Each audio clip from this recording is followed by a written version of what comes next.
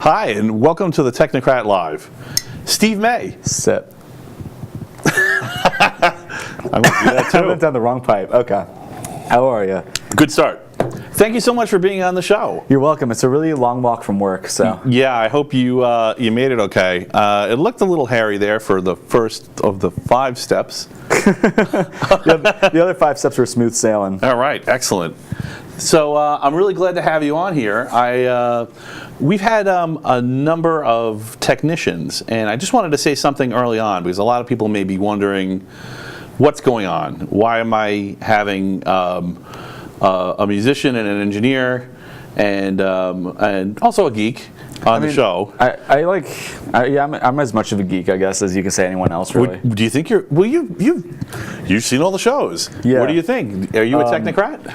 Yeah, I mean, music producers. You said, like, as you were talking, we engineer people here. In fact, I use your cartoon in the presentation for work. You did? For school. Yeah, because we had to talk about we did this presentation on why everyone's an expert. Oh, that's where all those hits came from. And they came. Yeah, I don't know. Keep going. No, so we did a video. We had to do a presentation on why everyone's an expert. My teammates did, like, my classmates did all the work, and I'm like, how can I add to this? How can I give a new angle? So I brought in, like, the technocrat perspective. Are these people the real experts of society? Right. So I played that video and I gave a whole perspective on that, and it got me thinking. Spotify.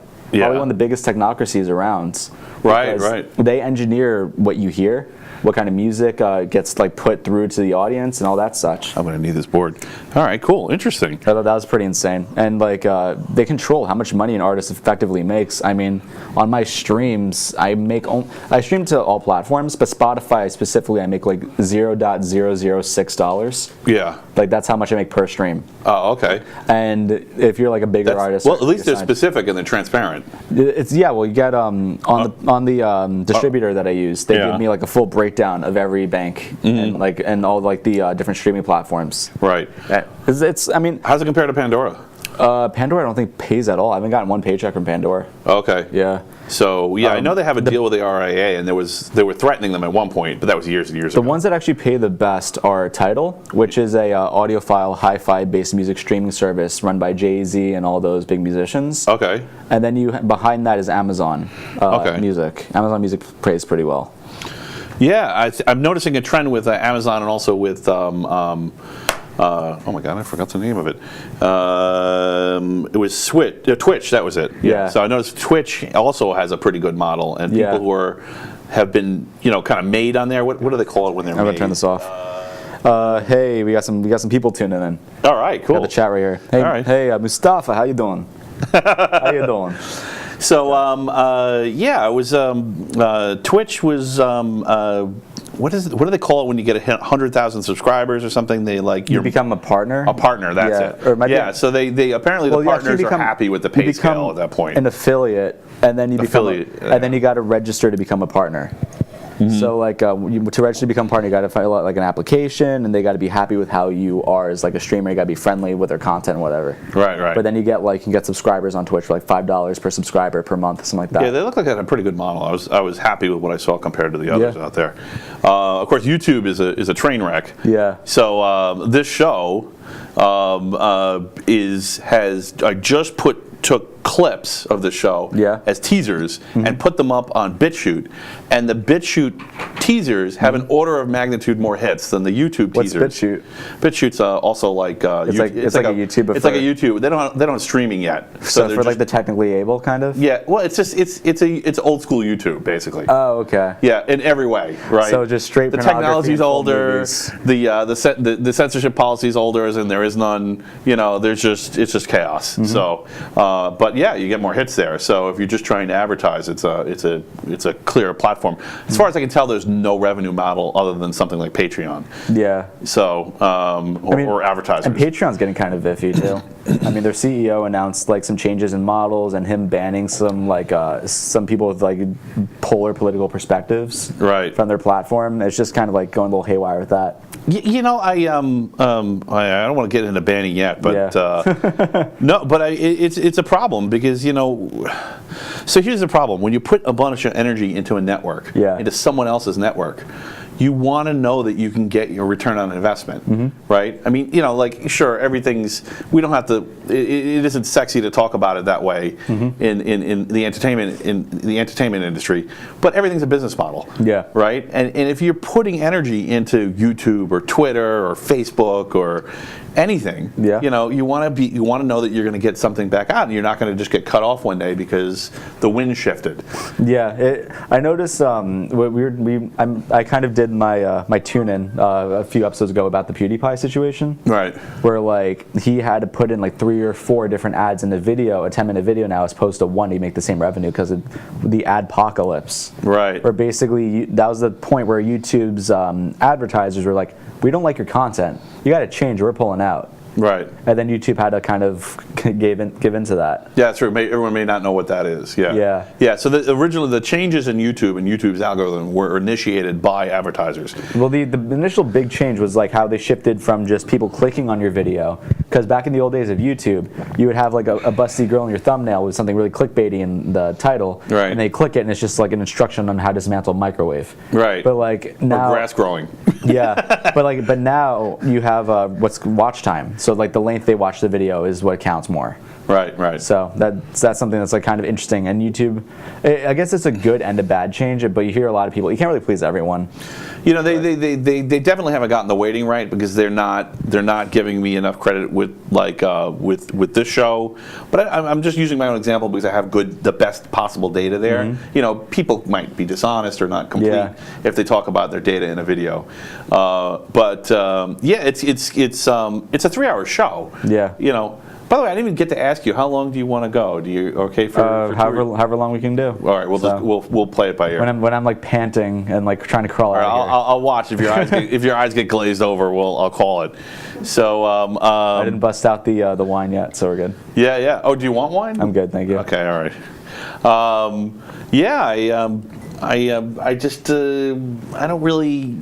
I don't think everyone's going to watch the entirety of every video. I don't think that's the normal way to use it. Well, a lot of people don't realize shows like this, a lot of people use as like background noise. It's like very rare, I've noticed, where people would view it as their sole piece of entertainment for the time being. Right. They would have it open like maybe on another monitor, or they would like have it going on where the show's like not really visual focused, more like audio focused. I played video games. Actually, I did that with the jump cut. So I meant to give you guys a shout out, and I put the jump cut on like 3 weeks ago. Yeah, that's one of Steve's shows. It's the jump cut here on this show on this network. Area 22. We do comics and movies and stuff. Tune in on Wednesday for Avengers. All right. Yeah. Yes, you guys are going to do Avengers. We're doing Endgame. We are not talking it. We got a 1 month spoiler rule on here. But on there, we got 2 weeks. We're going to start off with a spoiler-free review, and at the end, we're going to go all sicko mode and just go spoiler out. Because that movie is hard to talk about without spoilers. Yeah, it is. It is a lot of stuff that goes. You can talk about it for the first 10 minutes, and then you can't spoil. So. Right. Anyway, that's all we're saying about Endgame. Yeah. Thanos is in it. There you go. Yeah. Yeah, we can tell you that. Did you know Thanos is in Endgame? Okay. Even then, that's entering territory. Yeah, I know. It's getting sketchy there. All right. So, I was playing Team Fortress, actually, and I listened to the first or second. Team Fortress 2, of course. 2, okay. The newest one. I wasn't sure if you're one of the elitists. Yeah. I must be a purist and play the original mod. Yeah. It's so different. Yeah, I like the game. It has got to be one of the most successful, well-balanced video games. I've never seen a first-person shooter hold up like Team Fortress. Because skin money. Yeah, but you know what? In a lot of ways, they pioneered that. Hey, Math, how are you doing?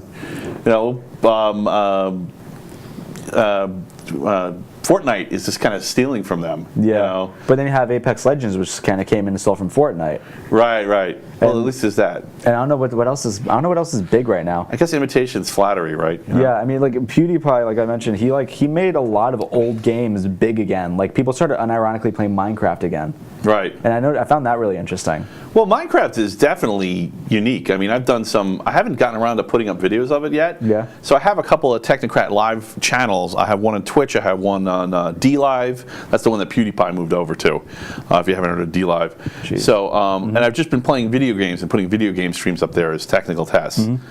So I have some pretty amazing, between me and my kids, we have some pretty amazing redstone Yeah, we contraptions could build that like we could full, put up there. We mentioned Turing complete computers on there. Right, right. I mean, you can really go crazy with the redstone contraptions. Yeah. So, and I mean, it's interesting watching how it's built, looking at the different techniques, the block layouts. So.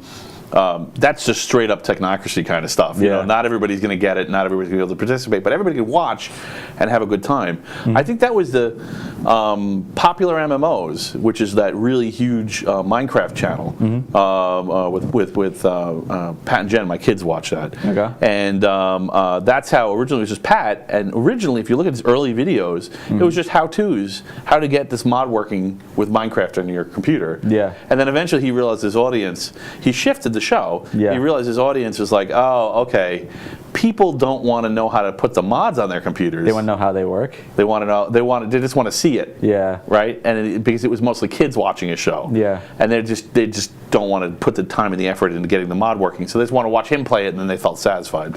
Wow. Okay. So. Yeah, which is, I think, launched the video game slant on all these streaming networks. So I think that's kind of like, in a lot of ways he was responsible for at least some of that. So, all right, so that was interesting. I wasn't expecting that. Yeah. Cool. So I'm kind of curious, you're going to school right now, right? Yes. What are you going to school for? Business administration.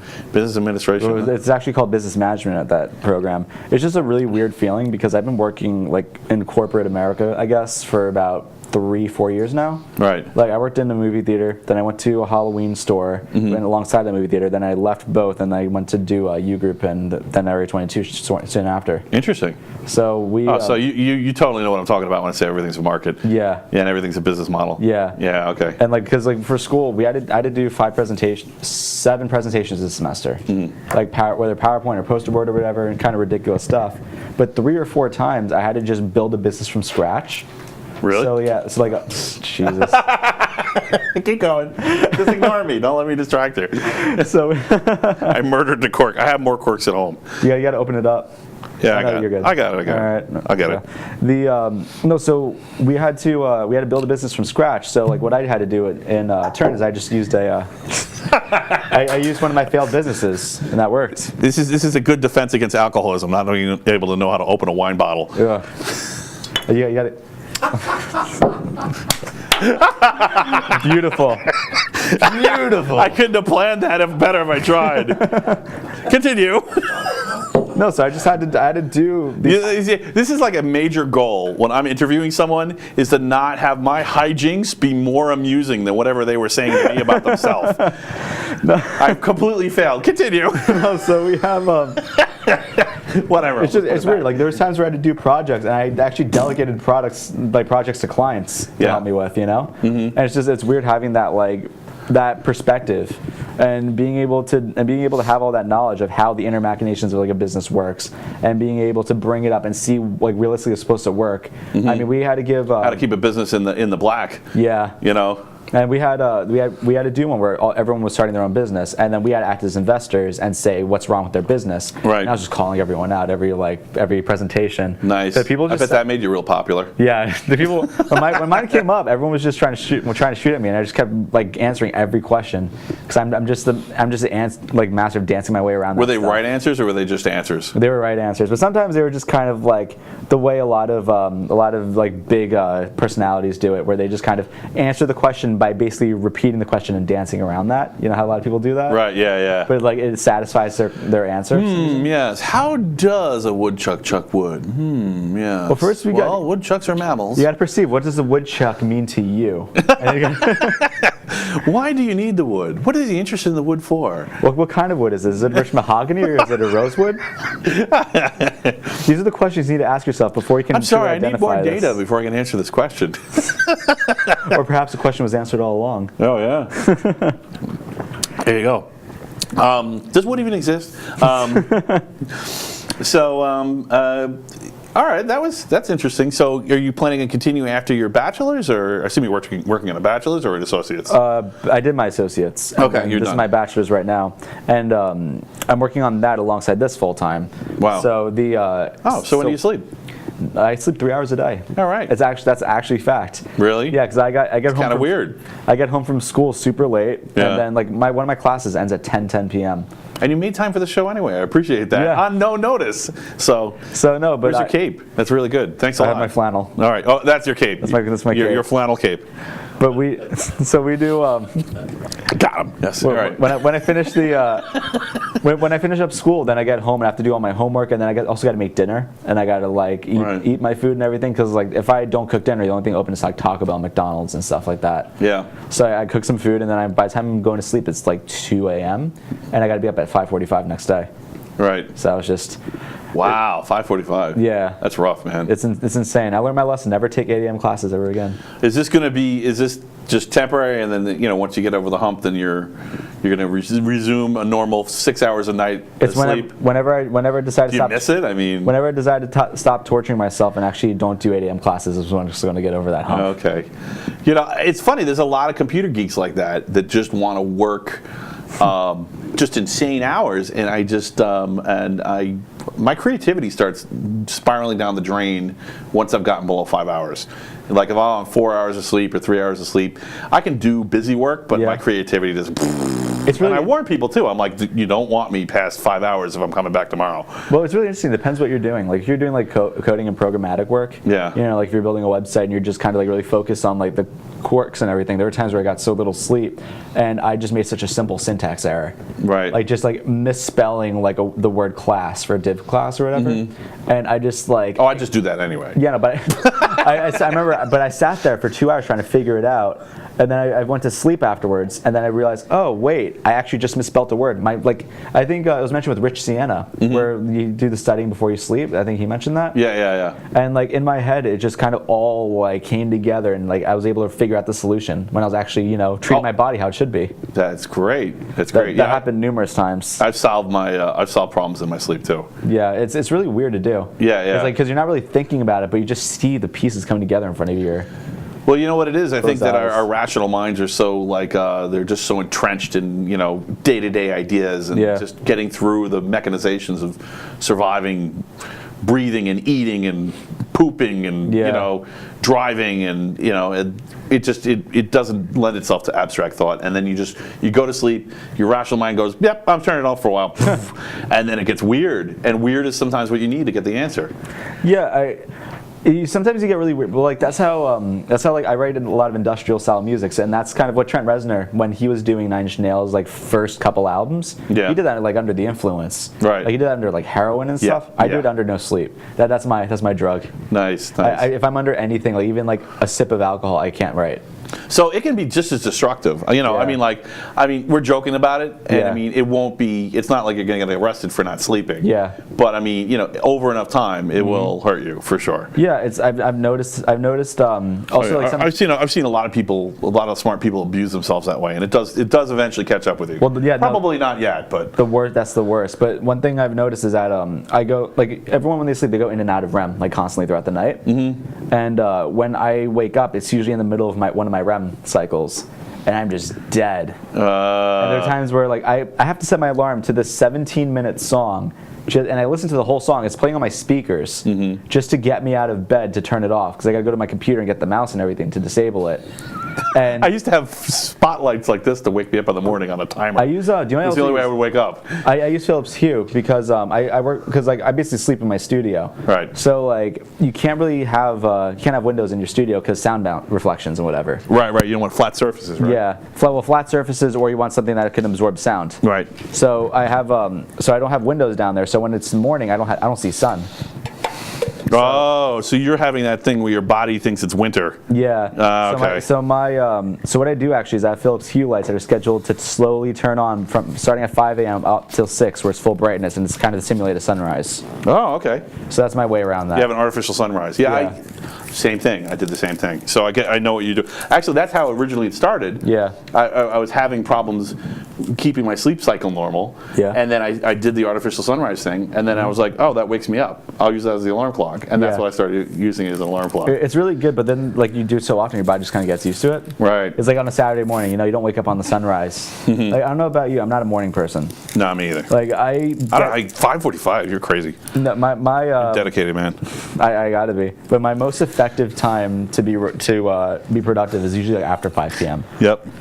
Usually like after 3, but I've noticed that when I, like for example, when I do vocals, I have so little time to do it. I allocate maybe a day or 2 a week where I could actually like focus on that because I need a full day. How many takes do you do when you do vocals on a vocal track? So the last track I did vocals on took me about 6 hours straight to do it. And I try to make it as natural as possible. I do, so there's 2 kind of methods where you can do it. There's a method where you can play through full sections and you do what's called comping, which is slicing up the parts and then putting them back together to where it sounds good.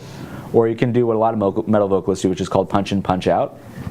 Punch in, punch out. I didn't know how to name it. This is really, Yeah. I totally didn't know this. You're educating me. So man. you have punch in, punch out, where you do one line and then you just keep recording that over and over and over, and then you go to the next line. And what's good is you can get a lot of power out of it, but you lose the humanity of like breathing. You know? Right. So I try to do as much. I try to do the comping effect, and I try to keep as much breath in there as I can. Totally serious. I'm sure that affects people at concerts. Yeah. Because they hear the song and they're gonna hear the guy going in between the lines and go like, that's not how. Well, I learned my lesson because I did vocals for my friend Rabin, and when I did vocals on his track, I was like, I did the whole thing punch in, punch out. Right. And I did that in about like 5-6 hours. But then I tried to practice it to perform live, and I was scrambling trying to get air. Right. I'm like, I didn't leave room for me to breathe. I called it. I knew it was going to happen there. And there are some times where like if you're holding something so long, like a vocal, and you're not really focused, you're like there's a song Vermilion by Slipknot, for example. Right. Another one. And there's a scream that he holds. Times, yeah. She's the only one that makes me sad. And he does that, and he holds out for about 30 seconds. Yeah. And I hold that out too.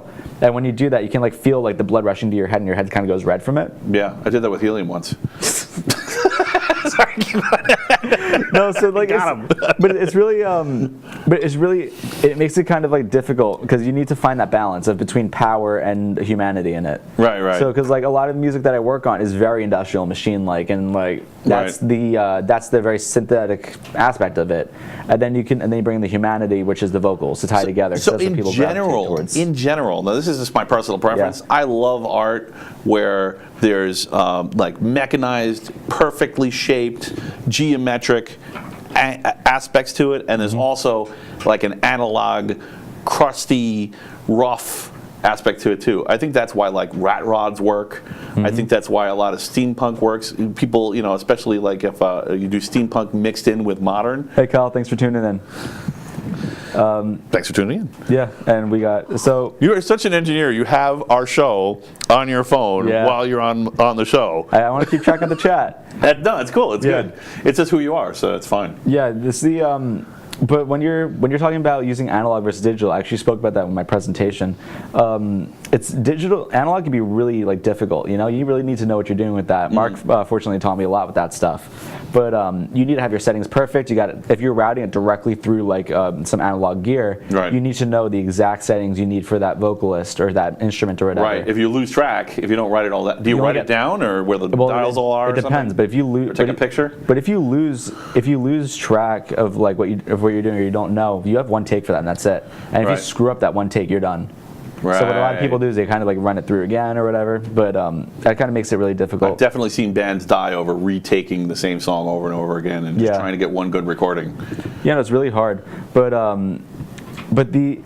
when I was looking into when I was playing, I play the drums. So Yeah. when I was playing music, it was way more expensive to get any kind of recording gear. Well, that's why a lot of people you end up with a program Walkman recording it because that's the only thing you can afford. Well, that's why a lot of people use program drums because you have people like I don't know if you know the band Periphery. No. But their ex-bassist, Adam Getgood, what he did is he created something called Get Good Drums. Okay. And that sample is made with their drummer on a drum kit in a like huge, expensive drum room with expensive microphones, expensive drum gear, and then he sells it for like $60, and you can just do your mixes with it. Nice. Like all the stuff that I showed you and that I use in my mix, I use that drum samples in some capacity. Yeah, I remember one of the earlier bands that do strictly digital drums through sampling was, I mean, it's putting aside like pop, where like Phil Collins was doing it in the '80s. Yeah. But like Typo Negative actually in the mid '90s they did that, and when I heard it, I was like, blasphemy, and and they're like, yeah, it saves us a lot of money. I'm like, all right, I get it. But it's also kind of hard to. It's like you got to make it really convincing, and always the hardest part to convince someone with is programmed drums are often very on the click. And as an actual drummer, you're never exactly on the click for every single hit. Korn's famous for that. Yeah. Totally, like their drum beats are way off. Like he'll do it intentionally. I mean, the guy's, if you look at him, he looks like he's George of the Jungle back there with all his. He's definitely an athlete. But that's a big. For Korn. But that's a big debate actually. Is theory versus feel. Because a lot of guitarists, including myself, focus more on feel than theory. Like a lot of my solos and stuff are by ear, and a lot of people play either ahead or behind the beat instead of like on it, like what theory would want. Right. So that's like it kind of gets a little iffy in that territory, and it can give some cool effect if you want it. Right. I mean, it even shows up in this show. So one of the advantages that I've had, and so I'll be, it's different with you because you've been in front of enough live audiences. But a lot of the guests that are on the show, they've never spoken in front of anybody, for any length of time, other than maybe something in college or in school. And so they'll be nervous and they won't know what's going to land, and they won't be able to I've done so many Lilac meetings. I'm used to standing up in front of a group of my peers and just talking, and I mean, I know my jokes don't land. Well, with metal you don't have to remind me, but sometimes I can hear the laughter in my head. Yeah, and it's not just the voices. That's what you mentioned. But like at metal shows, just a lot of cursing. Right. Just do a lot of cursing and you're good. Don't have the audience clap for you because they will fall off time within 2 beats. Right. That's usually, I've noticed that. But but when you're focused on like talking in front of. Hold on a second. Why do you think that is? Let's not gloss over that. They're a general audience. They don't understand a lot of theory. Is it a lack of skill, or is it some kind of subconscious push on you? Let me correct that, because it depends on the audience. Like for that band Periphery, they're very progressive. So like with their music style, they change time signatures all the time. Right. They're kind of like what people would argue is that they're a band for musicians. Right. So like I've seen people at that show just clapping perfectly on time without any signal whatsoever. Right. And that's amazing. But if you're at like a show where most music's kind of like in 4/4, it doesn't fiddle that much with it, then people are just going to kind of like just listen to the beat, and a lot of people just don't have that like inner click. If you're a musician long enough, you have that inner click track. Right. Like I'm sure you experienced that as a drummer. Yeah, absolutely. Oh yeah, it's hard for me to lose the time. So if you're it doesn't really matter if it's a drummer or not. Although typically, in rock bands, it's almost always the drummer. Yeah. But one of your jobs is to try to be exactly on the point of the pace of the song. Whatever what the metronome would say, that's what you want to be on. Yeah. The other one is holding the damn band together. Yeah. Because sometimes they're going off in different directions. The guitarist wants to do the solo faster, the vocalist wants it slower, and they're all kind of having a fight, a la the Police, where everyone's just got a different idea of what the song should be, and you're just like, okay, I'm going to try to do a fill here, and maybe they won't notice the bass and the guitar are a little off. Yeah, I mean, also Miguel made a good point, how Keith Richards played behind Charlie Watts' beat, and it sounded much more organic, and that can be an argument made. But there's just going into all that, like with your inner click, it depends the kind of musician you are too. Like I've worked with guitarists who just naturally could play perfectly on the click. Like I could bring their tracks into my DAW, my digital audio workstation, and see that they're almost perfectly on the click. I'm like, did you quantize this? Which quantizing, for anyone who doesn't know, is when you basically press a button and every single note is automatically aligned to the grid. Right. And it kind of kills a bit of the humanity for it, unless that's what you're going for. Right. But I've like worked with guitars. I'm like, did you quantize this? Because this is so perfectly done. Right. I'm like, no, I just played it enough. I practiced. Right. And that's one thing I noticed. A lot of people I've had that drum beat is impossible conversation with people about techno bands that did the original, that did the master in with a drum machine. Yeah. And then they're like, no, that's not possible to play. I'm like, it is. It just would sound a little different. It would just sound a little, because there'd be a little more.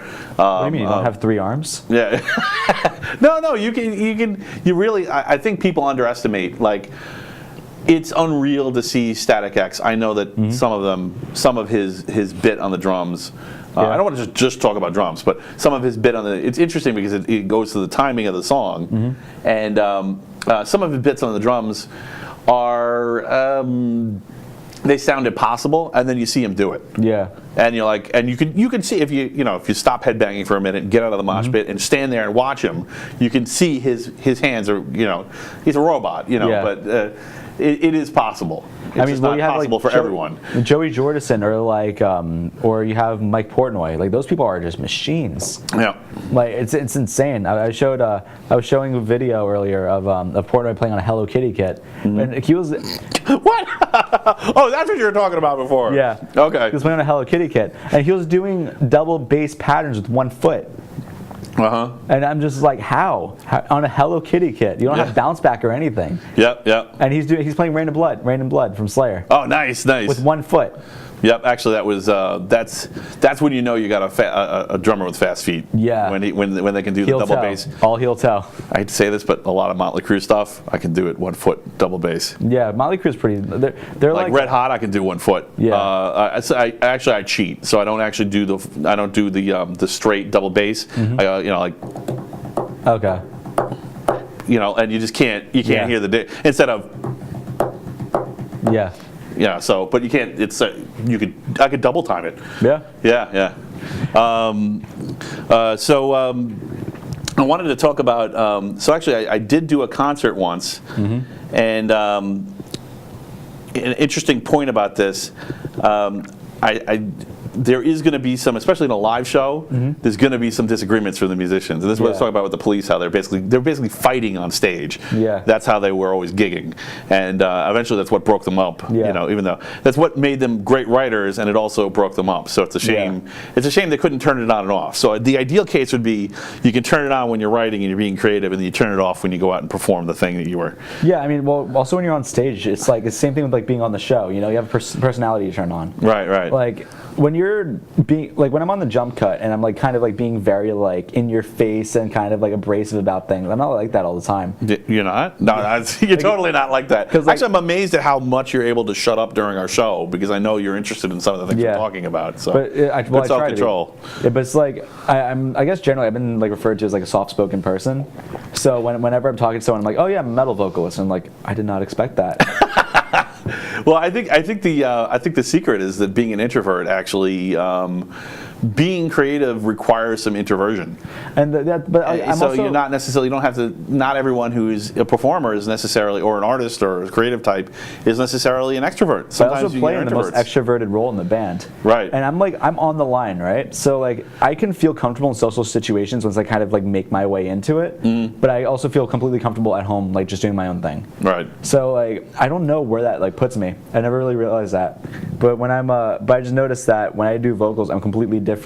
Like I even tried like experimenting with different things, because everyone's like, why are people so angry when they scream?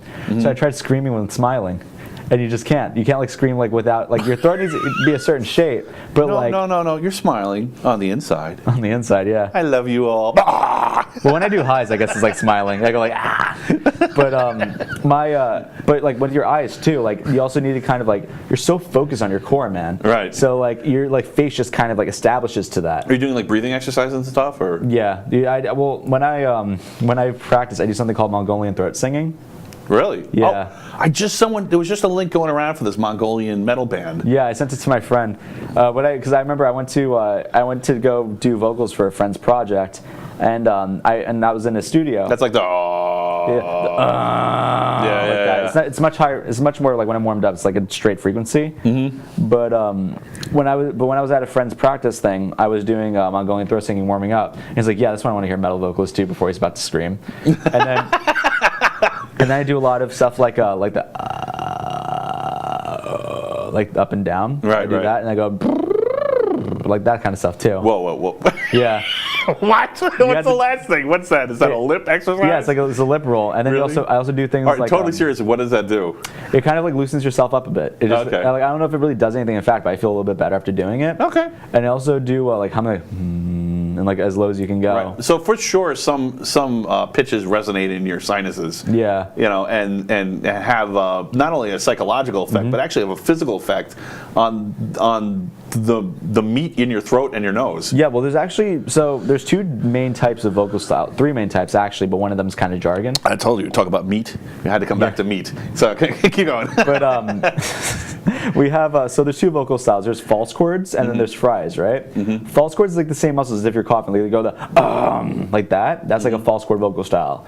Where fries is like the muscles. Right. Where you generate it in your head and then you push it from your diaphragm. Right. And like what people don't realize with any of those vocal styles is you can't scream with your throat. You have to use your diaphragm. And if you do it with your throat, you get vocal damage. Like just permanent damage from that. Right. And it's really hard to do sometimes in the moment. You got to be really focused. You got to be focused to not fall into doing that. Yeah. Do it on stage and come off stage and go. Because there's so and your much. fans are talking to you and you can't even. I'm telling you, I met Wayne Static. He wouldn't even talk. But if you're on totally tour, silent because he was afraid of blowing his voice. Yeah, but if you're on tour, like you got to do that every night. Yeah. You got to be on the ball. And if you're doing like false chord styles, you can't like hold for as long. But I do a lot of fries, which can get me doing some really disgusting things. Like I can go really deep for like gutturals or like what's called witch fries, which I played for you in the beginning. And you're like, it sounded like a flamethrower you said? Yeah. It sounded like you were a dragon, like shooting fire at the audience, and that was the noise it made. But then I also do like the mids, I do the highs, I do like a lot of different styles, and I try to execute them in music. Right. But when you're like doing those vocal styles, you know, you really control your core. You don't want to like fall back on your throat as a crutch. You know, you got to have a lot of like control for that. Right. And I've seen people kind of argue against that, but it's just kind of, you need to be on the ball, same as singing. Like if you sing with your throat for too long, you lose your voice. That's why people lose their voice with talking.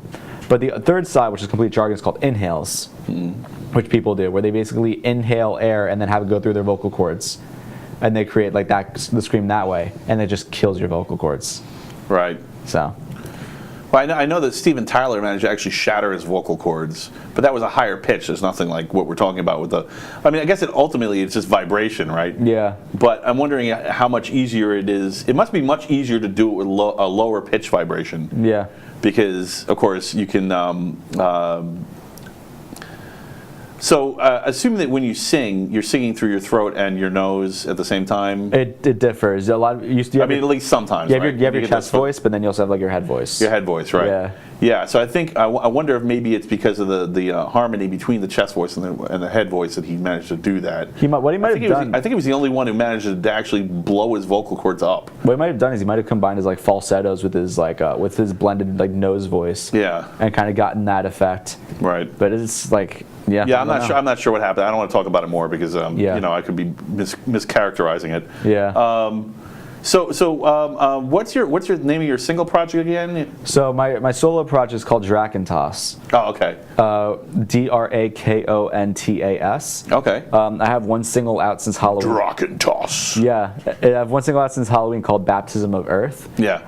I'm working on a full concept album called I don't know if I can say the name yet. I'm gonna hold the name off till later. Okay. All right, that's fine. But I'm working on a concept album. No, sell out your future for my stupid show. That'd be great. I want you to do that. Yeah. It's following this character. That's sarcasm. But it's following this character around, living through this kind of like altered world, trying to find their way through like what is real and what isn't. Yeah. And each song is a different mental state of that character going through a progression in the story. Really? So Baptism of Earth is kind of like one of the awakening moments in it. The album actually starts with this track I did with my friend Julian called Delusion My Muse. And that's like a 9-minute song with like a really like atmospheric intro where you like hear the character walk into a room, flip a switch, turn on the record player, and just start like finger picking guitar before kicking in full blast. So you're still going to be able to just kind of kick back and enjoy his music and not know or care about the story at the same time? The story is kind of there for people who want to peel back the layers. Right. So if you want to deep dive in, you'll get a story. But if you don't, you can just relax and enjoy his music.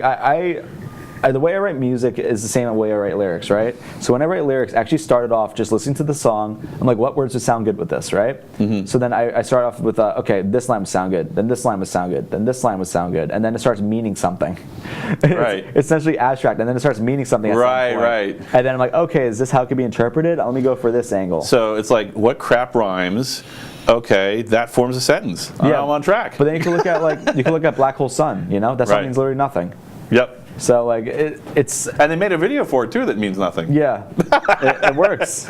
But it's just like, yeah, I think it's like, what? How can you say fuck you with through the course of like 60 words sung in a song? Yeah, I don't curse in my lyrics either. Really? Yeah, I'm shocked. I find it's like a cheat, you know? Right. Well, no. So I think generally speaking, there's this interesting thing. You know, South Park. You get the kids all cursing at each other. Yeah. And a lot of that's not weird. Actually, at that age, a lot of kids do that. I don't know if I did that in 4th grade, but yeah. Yeah. Well, you may not have done it, but I bet the other kids were doing it. Yeah. And a lot of kids will do that. They'll curse at each other. And so I think what curses are is they're actually kind of like this subconscious. They're in a class of words that are just warnings. Well, you know, danger. Essentially, fuck shit. Yeah. It could be cancer. It could be, and there's a scientific basis for why I think this. And yeah, I mean, if you just when you say those words, audit, any kind of emotionally charged word like that, it actually takes your brain out of a creative mode and goes plunk. And I think kids do it to each other to hold each other back. I actually have but also maybe to bring them into reality. I have a different perspective to that, actually. Okay, shoot. I was breaking it down for lyrics. So when kids use profanity, it's obviously a different connotation than when we use profanity. Right. When we use it as part of the English language, with kids it's that no-no word. Right. But the reason it feels good is because if you break down the word itself, like you have really hard consonants with really short vowels, and that's what gives that sound. So when you have kids like saying that, it's like really quick and it's like a really good reaction, and it actually feels mentally like euphoric to say those words. Oh, you think it's a dopamine hit? Yeah, that's what I think. So when that may also be true, and I'm not even sure that contradicts what I was saying. But go ahead. No, but when I write lyrics, I don't use a lot of profanity because I feel like my lyrics are combinations of words that are so well structured on their own that they give that same effect. Or at least that's what you're aiming for. Yeah, right? Yeah. And that's so when I use the words I use a lot of multisyllabic words. Right. One of my lyrics actually uses. Yes, I use many multisyllabic words. I use the word presumptionalities in one of my songs. Presumptionalities. And one of my friends was reading it, and none of my friends could pronounce that word. Really? Yeah, like I write a lot of like really long jargon in my lyrics, but nice. they sound good when you're like screaming it. But then when I sing, I use a lot of like the longer vowels, the stuff that sounds like more pleasing for like that kind of melody. Oh, interesting. Okay. So I switch it up a bit, and when you're screaming, you want stuff that's like very quick, like syllables hitting you like bricks, Mm-hmm. And then you kind of tone it down, like when you want to like slow down the pace. Right. Okay. That's pretty good. That's interesting. So, do you play any other instruments? Do you just sing, or you're doing your own solo stuff? I do vocals. I play guitar. I play bass a bit. Okay. Nowhere near as great as the Animal, of course. But I don't know who you mean. What are you talking about? I have a bass guitar with action that's like a bow and arrow. You could just fire bows off of that thing. Really? Yeah, the action's like this high off the fretboard. Wow. So it's So when I was sitting there trying to play with my bass, it just wasn't working. It was an exercise just going down on this. Well, that's where you're going to be playing short, one short little clips that yeah. But that's a lot of fun to do, and it's going to be my project. Give your fingers a rest for an hour on ice. Okay. Next bar. Destroyed over it. But I those are like my main instruments. I play a little bit of piano too. Right. Because I find piano is like the perfect perception of like theory. Right. Like you have all the white keys are whole notes, black keys are like sharps and flats. Yeah, pianos are the only reason drummers have any good reputation at all.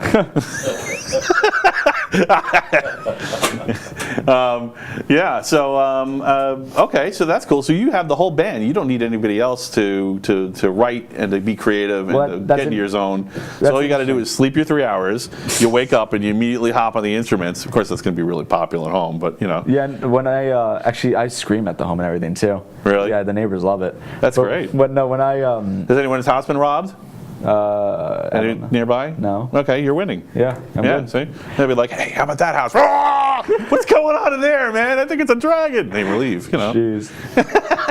No, but but it's funny you say that. Neighbors don't always think. The reason I went solo is actually because I was playing music in the local scene since I was like 15, 16. Mm-hmm. I'm playing guitar for as long as I can remember, but I've been playing in the scene as a guitarist since I was like 15, 16. And every member that I joined a band with was just like, there are exceptions, but they just like wanted it for the wrong reasons, or they weren't like having a strong enough vision, or they were trying to be part of like the Metalcrats. A lot of a joke is like the song's about the woman you loved stabbing you in the back. Like, that's a very common theme about like people getting cheated on in metal. So I suggest they go to Civ Gene, Psychopaths, learn about them. It's just such a stupid topic to talk about. Why are you going to drone about that? It's been hammered to death. So like I left all those projects. It's an awesome topic because everybody can relate to it. But you're right, it has been done to death. Yeah. And the funny thing is, there literally are bands where they've had 10 albums. Yeah. You know, epic bands that everybody knows and everybody loves the music, and it's just the same thing every album. Yeah. How could you do this to me? Yeah. It's like, didn't you learn anything? You know, look for the pattern, man. Yeah, like you have Coheed and Cambria with the Amory Wars, where I guess that's where the drugs come in. They build the wall so they can have the terrible experience so they can write the music. But Coheed and Cambria, they actually write comics alongside their music. Right. And they didn't. And their vocalist wrote lyrics for an album where it's basically him killing off all of his inner demons, and one of the albums is just about him killing his ex. It's done through like characters and stuff. Right. But that's like. See, you want to keep your options open. If you write something like that, then it's in court, and then they're asking questions. You know. But also one of the reasons I left the scene was because like I don't think I've ever killed an ex in a song or a poem or anything never. like that. But when I was I never just don't get that angry towards people. But no, I get angry towards people, not to the effect where I'm just like want to dedicate a song about them. But the song's good. I don't want them having that. Right. Well, also, you know, it's a metaphor. You know, come on. You know. Well, so I had this conversation, you know, like this. Mm-hmm. So I'm on my church console. Yeah. And yes, I actually am one of the representatives of my church. Yeah. And no, it's not an evil church. So and at one point we're talking about Lent, and nobody's showing up for Lent. Yeah. Because Lent is depressing. Yeah. You know. And I'm like, well, look, you know, you're not going to get me to be. I can appreciate that it's depressing, and it's supposed to be. It's about, you know, being tempted by the devil, and you know, like literally running with the devil is playing in my head from Van Halen, you know, while I'm having this conversation. And I'm like, you know, I wear black and listen to heavy metal. I don't mind Lent, but most people want uplifting. Yeah. You know, but that's the thing about, you know, the heavy metal scene. They have a different mentality. They are different kinds of people. It's also they really don't always want open. uplifting because it's less honest sometimes. Well, metal's also like split, you know, like metal you have like part of the like metal fan base who's like very opening. Like you go to a concert and you're just the fact that you're there, they open their arms to you. Then you have other people who are like, oh, you listen to this band, you're not good enough for us.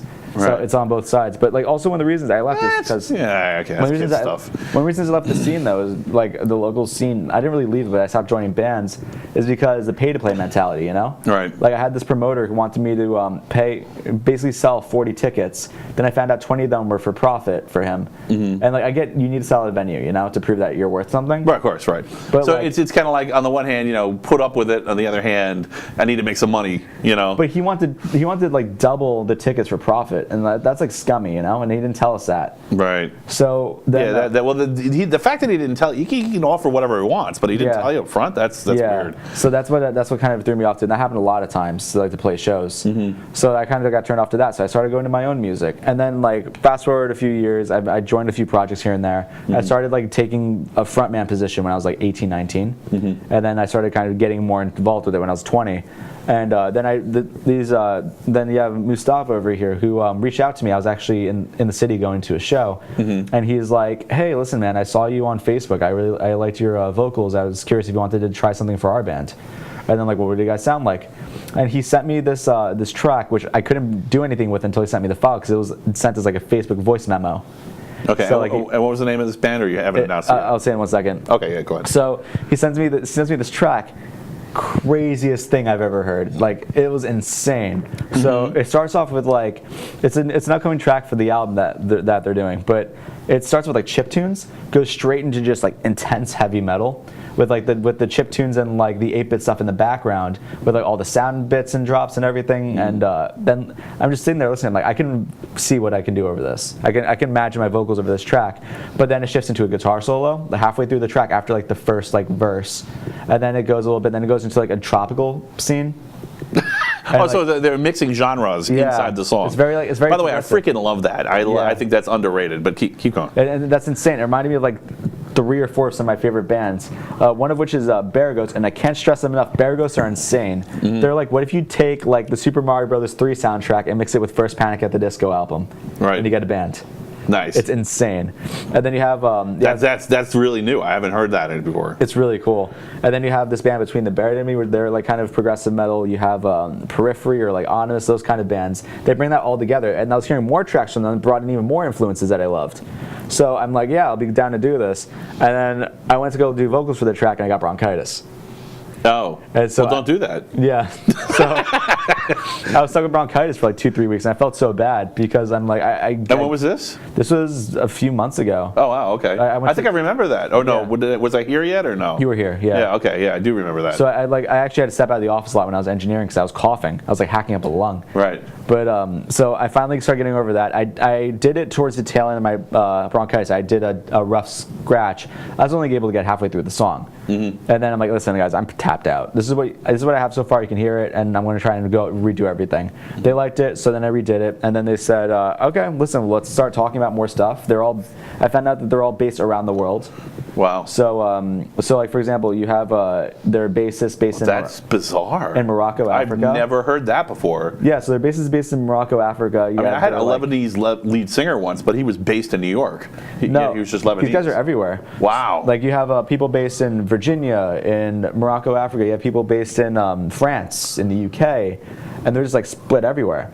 Wow. So like so one thing I'm thinking, I'm like, that's really cool because you're getting like really good musicians from all over like the world. They advertise themselves. Right. They say they're they said they're metal on electronic crack from all over the earth. That's what they call themselves. Wow. And let me mention, the band's name is Elisions. Elisions. Okay, Yeah. so Elisions. Elisions. Okay, cool. And yeah, they're really cool people. And when I was like discussing the tracks with them, they were sending me more stuff. And they sent me this insane like rough draft of a 14-minute song they're working on. Yeah. It starts off with like full string melodies, and then it has like and they have the guitar and bass just kind of going syncopated like genty rhythms along with it, and just goes through so many emotions and feels, and it's really cool to work on. Is it okay if I talk a little bit about the preview that I got, or I heard in the background? I won't give detail. I played a little bit of a preview when I was listening to the track when I was studying the lyrics. It is spectacular. It is different. It jumps genres. It is super pro. It sounds great. I mean, it's bouncing around between like StaticX and Slayer and like something completely different that I've never heard before, and like 12 Foot Ninja and like 10 other bands I can think of that are great. So I don't know if that's a compliment to you guys. I hope it is, but really good. And it's different. I can't compare it to anything because it's different, but I think you guys are going to succeed. Well, it's very different. That's kind of what I like about it, because as I was like sitting, which is a shame, because how the heck? What am I going to do then? Because I'm going to be like, hey, Steve, what about this? And then you're not going to be there. I just want to give a shout out to the members quickly. You're not going to be able to give me the fact check on whatever crazy BS we're spewing out here. Yeah, so the members, I just want to say hello to Mustafa, you have Matthias, you have Josh, Hamza, Evan, and Benjamin. And that was, it's really fun kind of like working with these guys. I don't even, I mean, like, I follow copyright law pretty loosely. This is like kind of a boring subtopic. Yeah. But it isn't. No, it isn't. Everybody's got completely different copyright laws. How are you guys going to resolve that? I mean, are you going to get a lawyer or? Fortunately, so Europe with the European Union, right? Which kind of leaves me and Moose over like kind of out of the range, because Moose is in Africa and I'm in America. Right. So Chapter 13, I don't know if you guys know about that, but Chapter 13 is a law stated by the European Union where basically any copyrighted material, like even used in memes, is completely illegal. Oh, okay. So like people are having to do things like filter their videos and stuff because they're trying to police the internet. When you police the internet, it affects everyone. Right. So you got to be very careful about like working with these samples. And boo to policing the internet. Boo. It's ridiculous. Yeah. I mean, like you have like Facebook where they're like doing social engineering constantly, and they're like they're basically like there were no tragedies before the internet. Yeah, wow. They're basically they cracked the case. Those internet censors, really smart there, guys. They're violating your first without violating your first. Yeah. And it's kind of ridiculous. But regardless, going back to the music, they're violating your right. Even if you take it outside of the law spectrum, they're violating your right to make your own decisions. And I really think it's a core human right to be able to fork, to be able to make your own decisions. Have your own organization, create your own relationships with people. And if you don't have good information, you can't do that. Further, they're violating democracy, because if you don't have good information, you can't be part of a capable, successful democracy. Whether it's a republic or a pure democracy, that's crazy. Yeah. I mean, that's anti-democracy. I don't know. Anyway, is. Sorry, I hate censorship. Yeah, but it's also very difficult a lot with YouTube algorithms too. Like I uploaded my own track. I had to do it before it was uploaded, unfortunately. But when I was uploading a sample onto social media for promotion, they said you don't own the rights to this track. I'm like, I made this track, so I had to fight it. Right. And so I unfortunately got that taken care of. But then I tried doing vocal covers because the band Anonymous, who I mingle with the members. I can't believe that they did that. That they mixed up your own.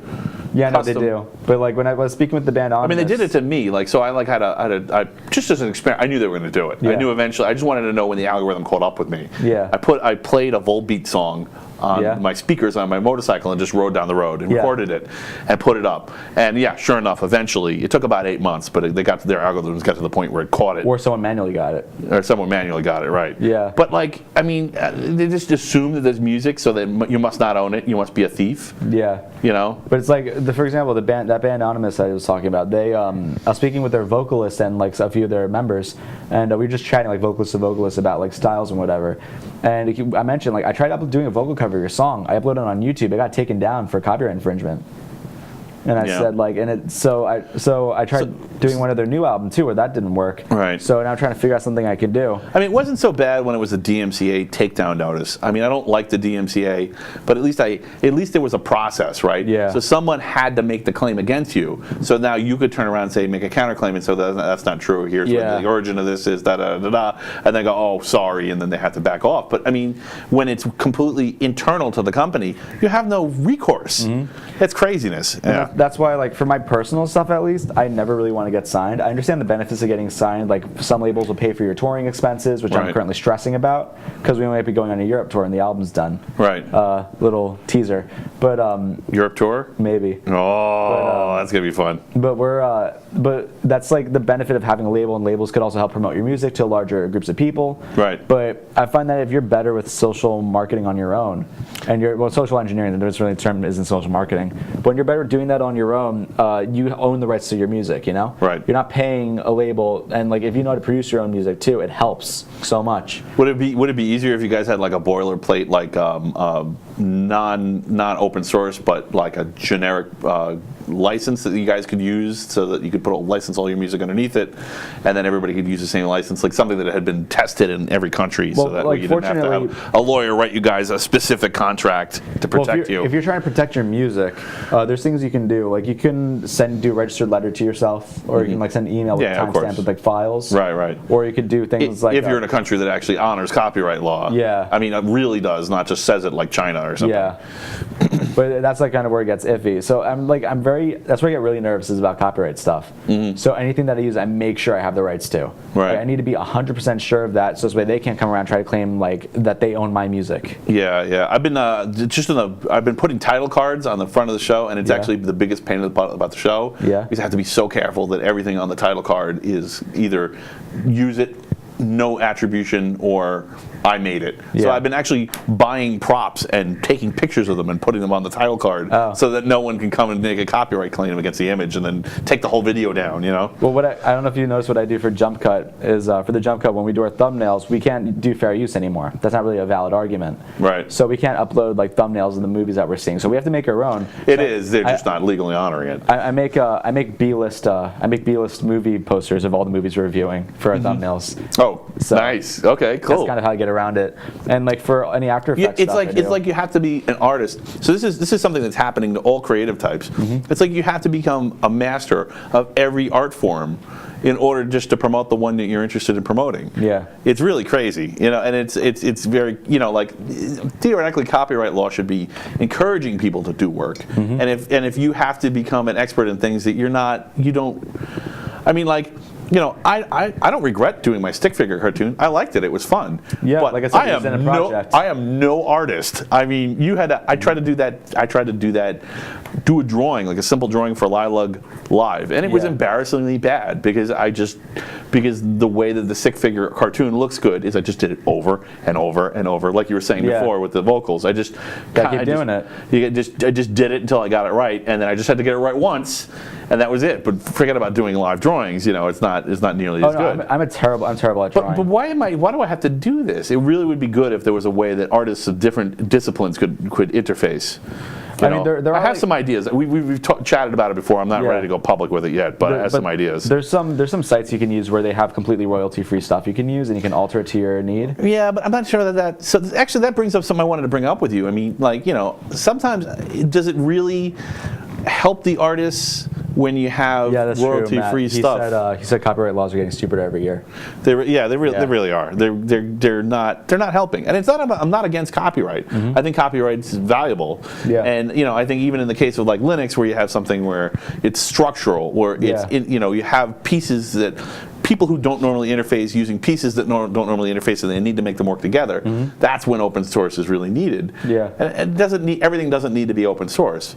But on the other hand, it's like the only good thing in copyright lately is open source, unless you happen to be a multi-billion-dollar conglomerate.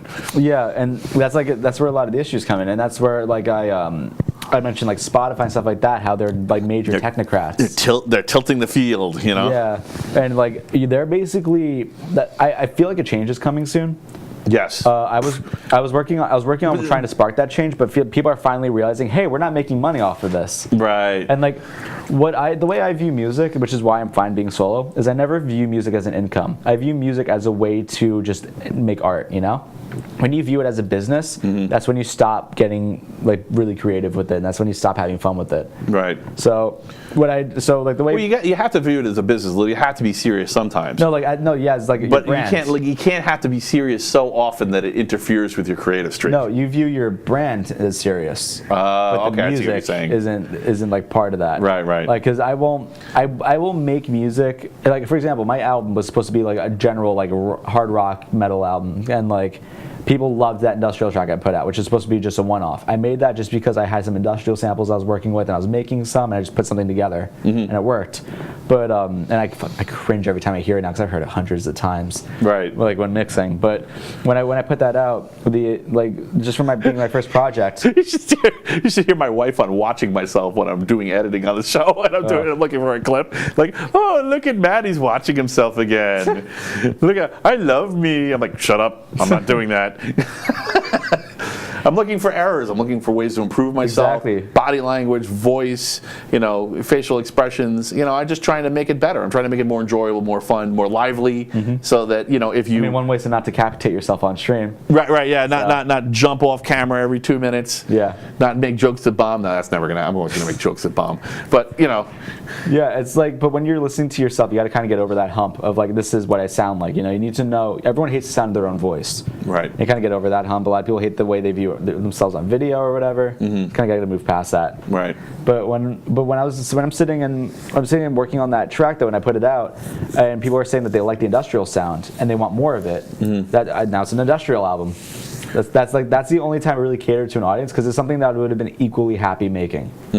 But it's also got to be, it's kind of hard because it got to be cohesive. And I'm working on so many tracks. I just finished I finished doing the instrumentals for about a 7-minute track that I'm working on. That has like strings and like brass in it and everything.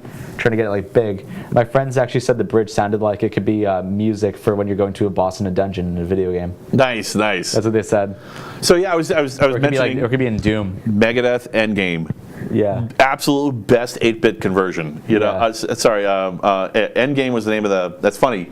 Of course, inadvertent subconscious Game of Thrones reference. Yeah. It was This Day We Fight on Endgame. Yeah. Yeah. Absolute best 8-bit conversion. If you haven't checked it out, try it. It's primo. Especially if you like 8-bit and you like metal, this will blow your mind. I know I've heard some really incredible 8-bit conversions. I can't think of any off the top of my head. One of them is Crossing the Rubicon by, what's that band? I can't believe I'm forgetting the band name. But yeah, the song is called Crossing the Rubicon, and one of the big actually game YouTubers I found out used it in his video one day, where he took that song, and he basically just took a bit version, and it worked, and he was able to use it on his stream. Nice. And yeah, I mean, It's really interesting when you hear people reimagine a song in a different style, you know? Right. Like one of the most popular versions, I guess, is like Johnny Cash versus like Trent Reznor for "Hurt." Oh yeah. And Man, Johnny Cash is some kind of, he's like next level. I mean, I think he's just a burning ring of fire. He's definitely at least Bowie level. Sometimes I wonder if he's bigger than Bowie level, you know, like, and I don't say that lightly because I really love Bowie, but I mean, he got Tom Petty to do backups on his own song. That's bonkers. Well, they also have, I mean, but then you could look at Trent Reznor, who did a live duet with David Bowie. Yeah. I mean, that's pretty insane. Yeah, that is insane. Trent Reznor, I still prefer his version of "Hurt." Right. I just think it's so much cooler and more emotional.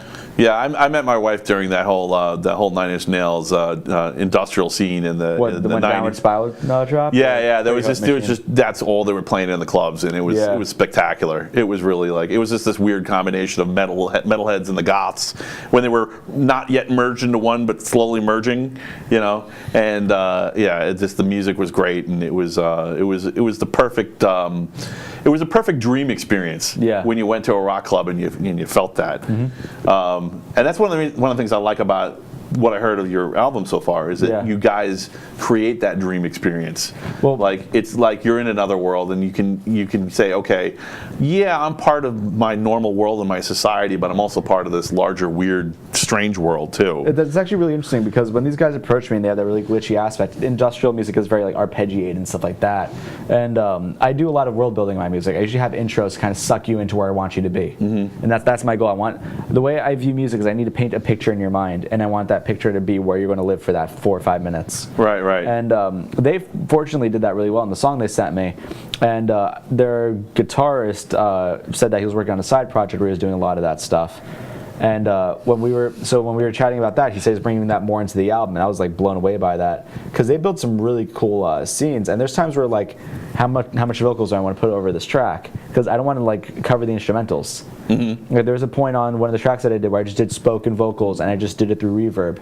Right. And I just had it sounded like transmissions. Is it hurting you guys that you're not in the same room? That you can't? Do you feel like, or is it better that you're not in the same room? I think I work better this way. You have more time to experiment on each thing. I think I work better this way.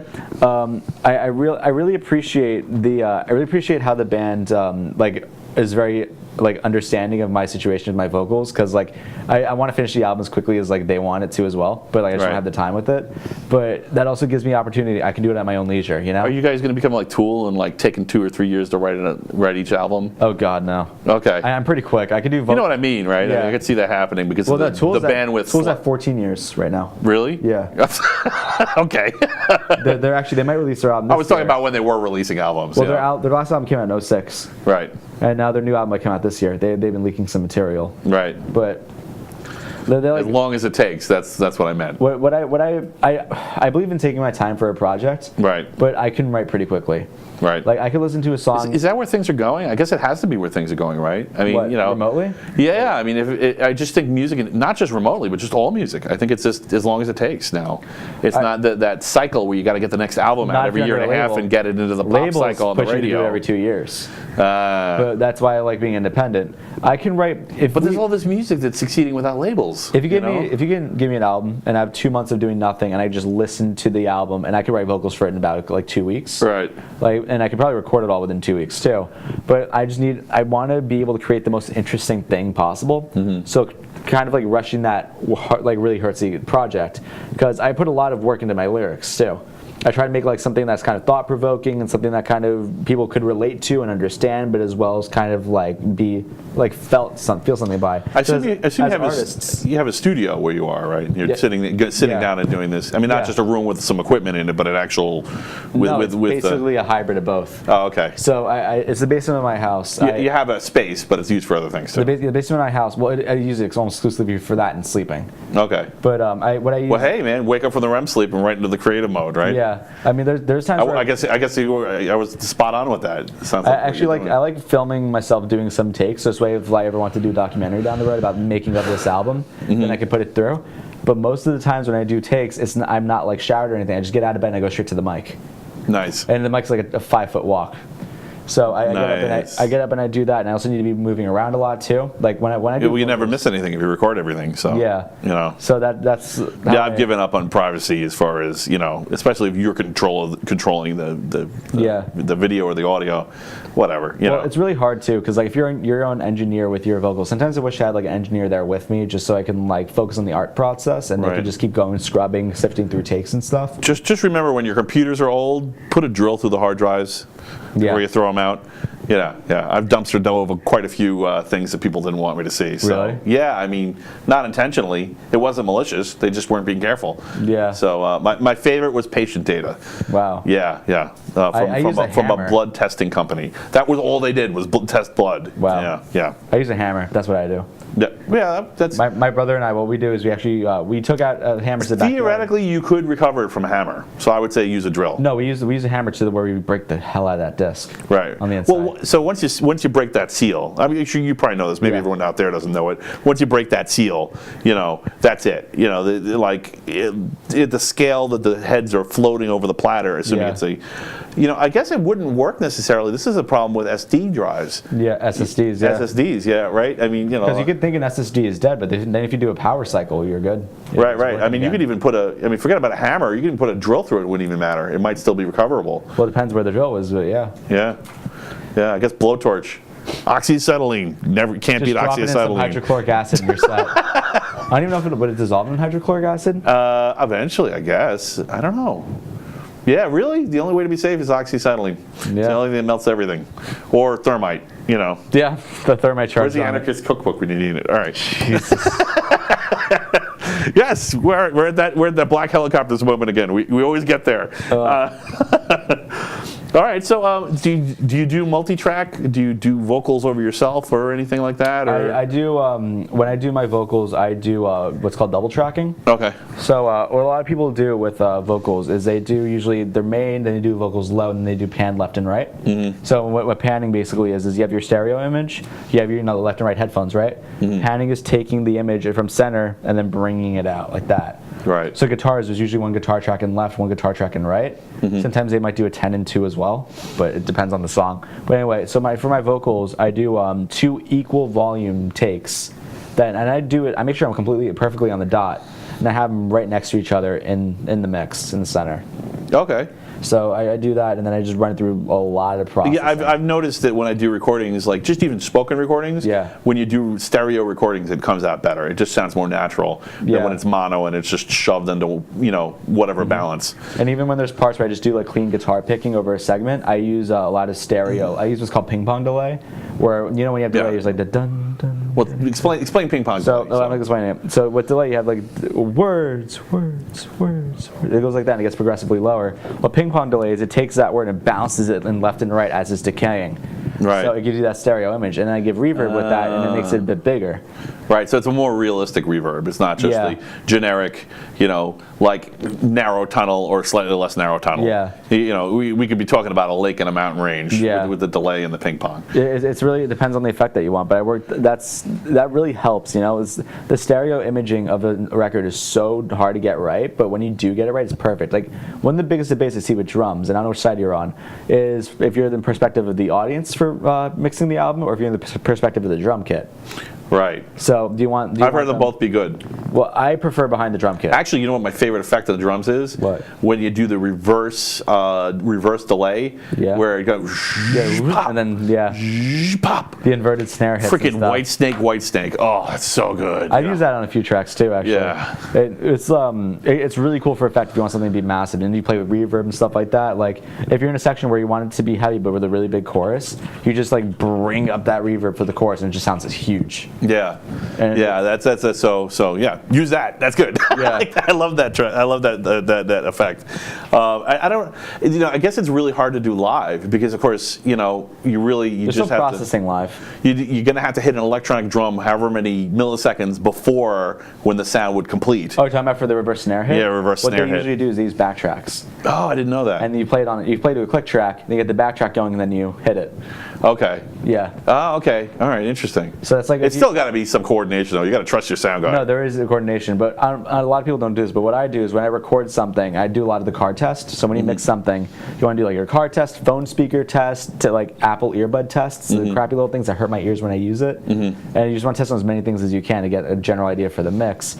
But when I listen to make my music, I listen to it so many times. Like I try to listen to as much as I can, where I know every single piece of frequencies after I record, because you can forget stuff. To where I can just bust out a guitar and play the riff like off memory. Cool, cool. Yeah, and like Matthias even said, we're gonna use that a lot because there's strings on the album. Nice. So there's like a lot of orchestration involved, and there's like a lot of samples. Just we don't have keys players live to play it. With bows or plucking, I assume bows, right? Well, both. Yeah. Okay. So Cool. Okay. You have bows, and then you have the staccato pluckings. Nice. So it depends, but we want to create like I'm looking forward to this album. This is gonna be good. We're trying to create a very compelling I experience. am not. All right. I just want to say something. I could. If you guys succeed, you'll probably get a lot of this later on. Yeah. But like, I am not kissing his butt. I legitimately are looking forward. I'm looking forward to this. I appreciate that. I appreciate if people could. I'd rather people be honest than people like. I'd tell you if your stuff sucked. I mean, yeah, whatever. I mean, a lot of people would say a lot of people don't. It doesn't suck. A lot of people aren't like me, where I would just I basically just say, hey, it's not good. Like a lot of people would be like, well, it's not for me. Right. That's what a lot of people. Some people might enjoy it even though it's not for them. But when you're making this is that also part of it is that subculture thing, that metal subculture. Some people like uplifting. They just can't help it. They want everything they want everything they do voluntarily to be positive. And some people are just like, bring the pain. But one thing I noticed, electronic dance music became super mainstream with like Skrillex bringing back dubstep along with Deadmau5 and everything. And when you have that, the industrial music, there's industrial EDM. So I'm like just over that bridge. Right. So I can get people really interested in my thing. I did this one thing for my solo. Well, dub is inherently positive. It's the dub step that went dark. Yeah. Did the drops and the But I did this one thing in my project that was when I was on bronchitis and I couldn't scream. I had to figure something out. So I did something that I call industrial whisper rap. What? So what I did is I did a very like prominent kick snare combo, right? It's like boom, tss, boom, tss, but like at 120 BPM, and then I brought in a guitar. I brought in a bass line just with it, just playing something simple, and then I bring guitars later, and then I just whisper the vocals. I'm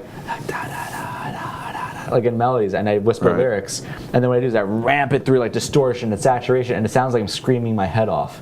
Right. Yeah. That's cool, man. It's insane. That's awesome. So when I finished that, I showed my friends the effect, and like, oh my god, it's like without you're screaming your This head is what I'm off. talking about, taking your time. You guys are actually experimenting a lot of like. This is for my stuff. For with them, I think it might change later on. I'm really confident in their instrumentation. Well, all right. So let me just say, if it's in you, if the mechanism is inside of you, to take your time and to look for something new that's novel instead of just saying, oh, we got to crank out another tune. Let's write a song. Let's stick more meat in the grinder. Let's go. Chop. I mean, there was tons of bands. Again, it was a different time. The electronics was out there. People were using MIDI.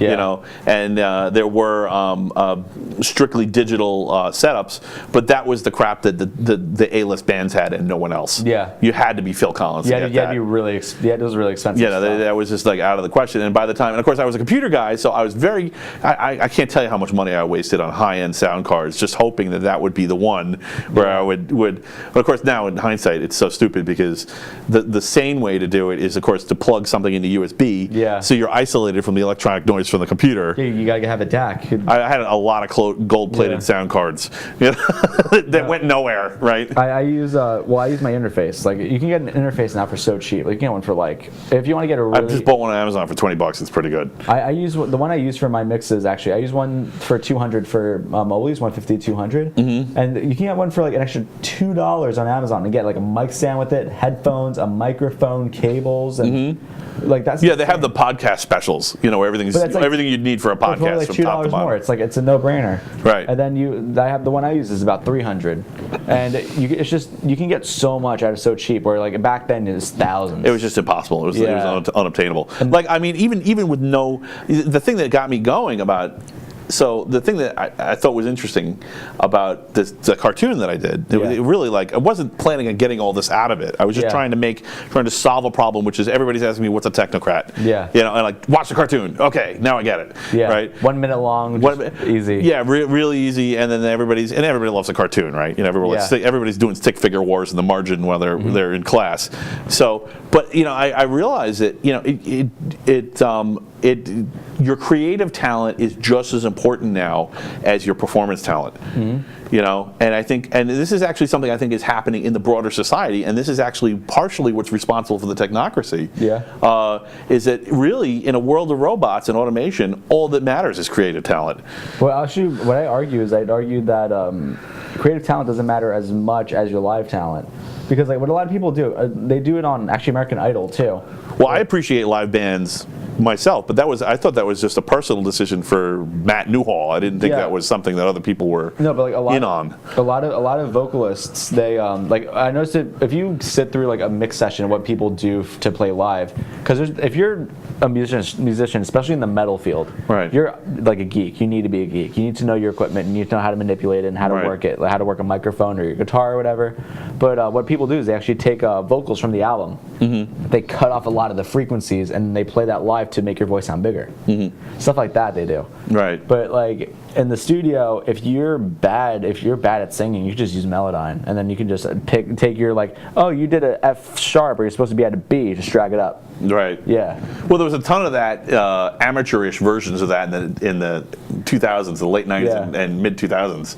And that was it became a running joke. It became an SNL skit after a while. There were so many pitch shifter. There's a band named Pitch Shifter. Yeah.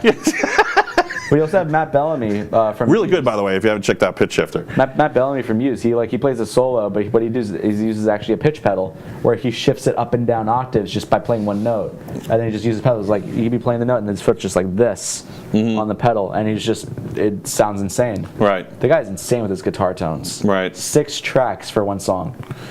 Wow. Really? Yeah, 6 guitar tracks.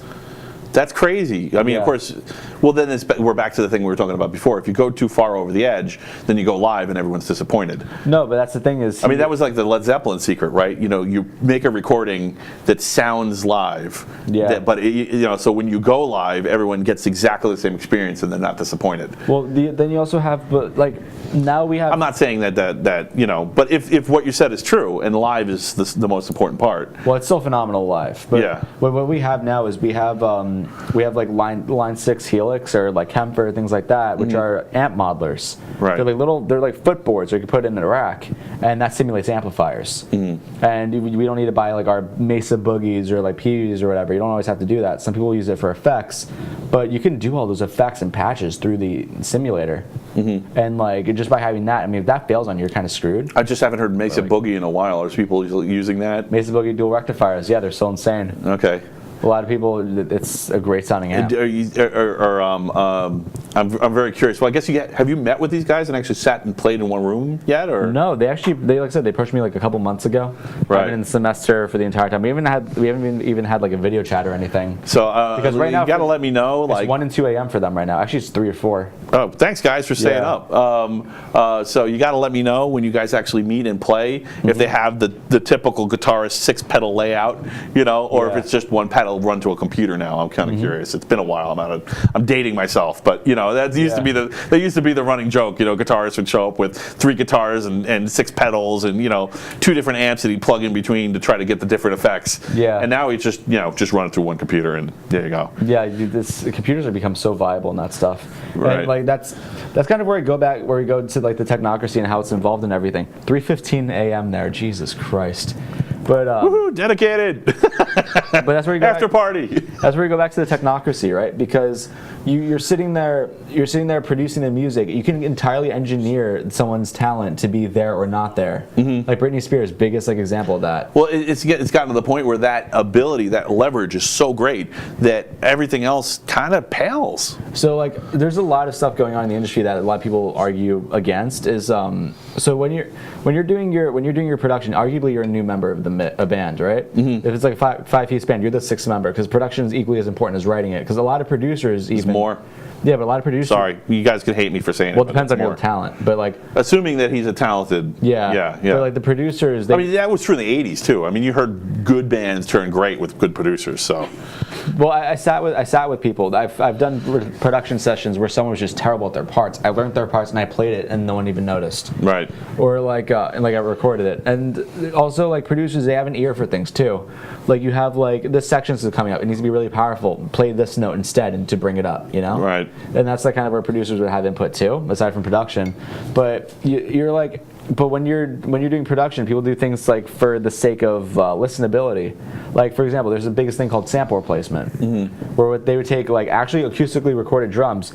Hey, that snare doesn't sound good enough. Let's bring in a MIDI snare instead, and they bring that into the kit. And that's like that shit sucks. If you're a musician, you spend hours in the studio and tried really hard to get things. Right. And there's a lot of. Well, it's the same thing in computers too. Egos abound, you know. But it's also a lot of people argue against it because it's like you're taking the humanity out of music, you know? Right. You're not supposed to be perfectly on the dot when you're playing. You're supposed to be a little bit off because it makes it interesting. It shows your talent.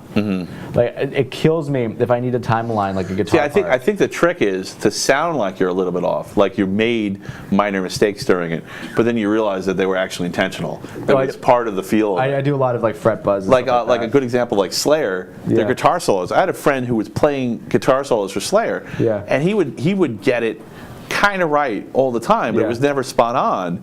And then he went to a concert, and he's like, "Oh my God, they played it exactly note for note.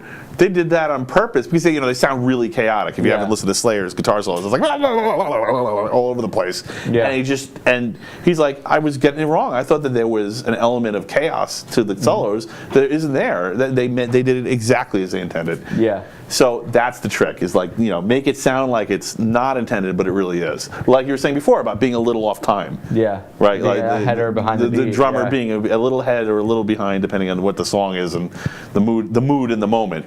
Yeah, and then you have like a lot of progressive drummers who are like bringing the genre to like new interesting drum beats.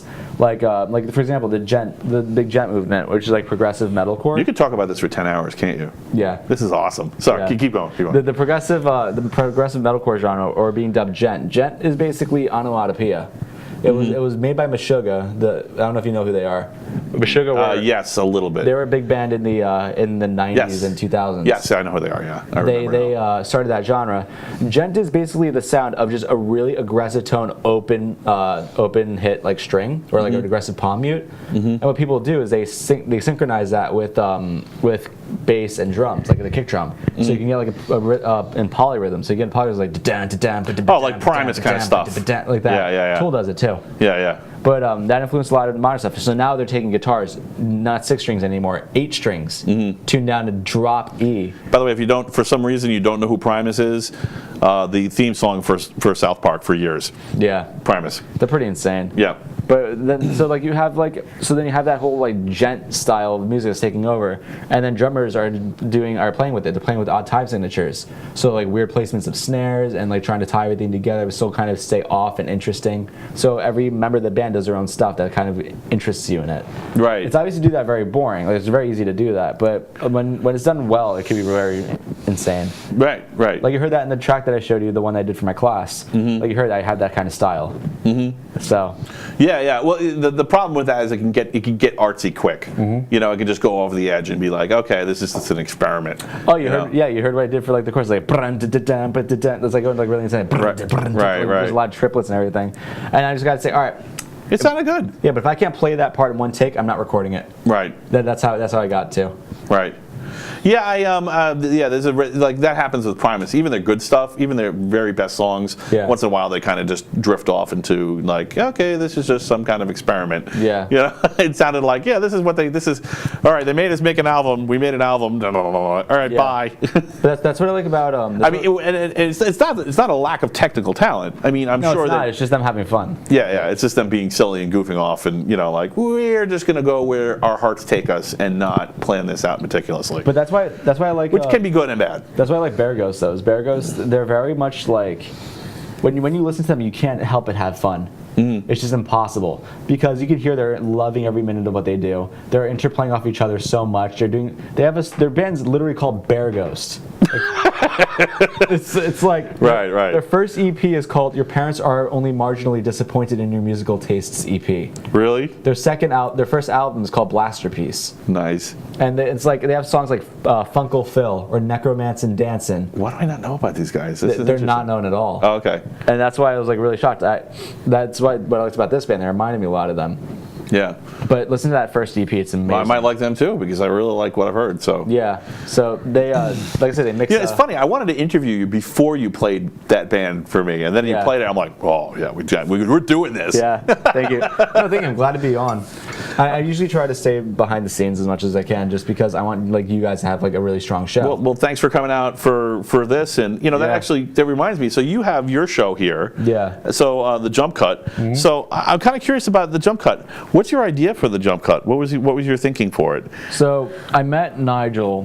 We had another show on this network a while back. Yeah, I should give Nigel credit. He's also on the show, and Yeah. he's good too. Nigel's amazing. It's basically like a 50-50 split, even though Nigel does like the 60 and I do 40 more so. Right. I'll argue 90-10.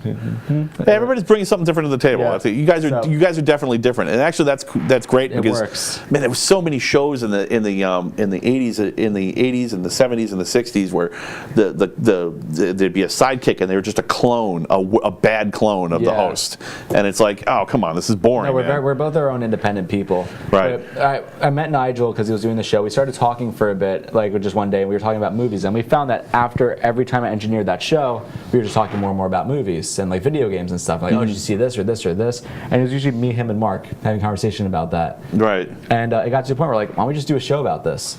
Yeah. And like we'll do a name that's like called like a double entendre or something. So I gave that to Nigel because Nigel's an actual comedian. Like he did stuff at Comedy Central. He did this incredible. I didn't know he was on Comedy Central. He All did. right. He did a lot of like spots for them, and he also Cool. did this hilarious thing. Does he do writing or does he just do just acting? I just think. acting? Okay. But he did this thing called on a YouTube miniseries called was it? I'm trying to remember her name. Anya Marina, Independent Woman. Mm-hmm. That's the name of the show on YouTube. Hilarious. Each episode is like 7 minutes long, but I never laughed that hard like this year until I saw that. And what was this? It was Anya Anya Marina, and then it's Indie, Indie, Pendant Woman. Okay. Okay, got it. Yeah. So when And where is it? Where is it? Is it? it's on YouTube.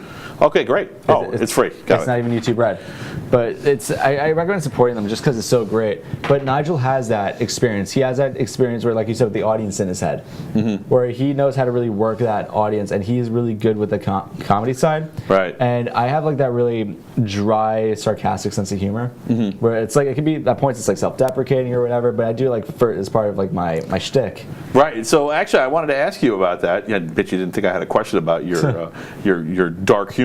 My dark but is cringe a strategy, or is it just who you are? You know. What do you mean, for me to make people cringe? Yeah, like the cringely moment, the awkward silence, the when you guys look at each other, and go, what? I think I mean, like adds right to the- now we're flowing, so I know that you don't have to do that. it adds to the production of the show because if you allow room to breathe, it kind of also adds some humor to the comedy. It's like we're live, we're not produced. Right. So there's going to be like little like stuff going wrong here and there, right? It can't be perfect, and it adds to that tongue-in-cheek humor of it. Where me and Nigel, we can be talking about a topic, and Nigel could say something just so out of left field. I'm just like, what?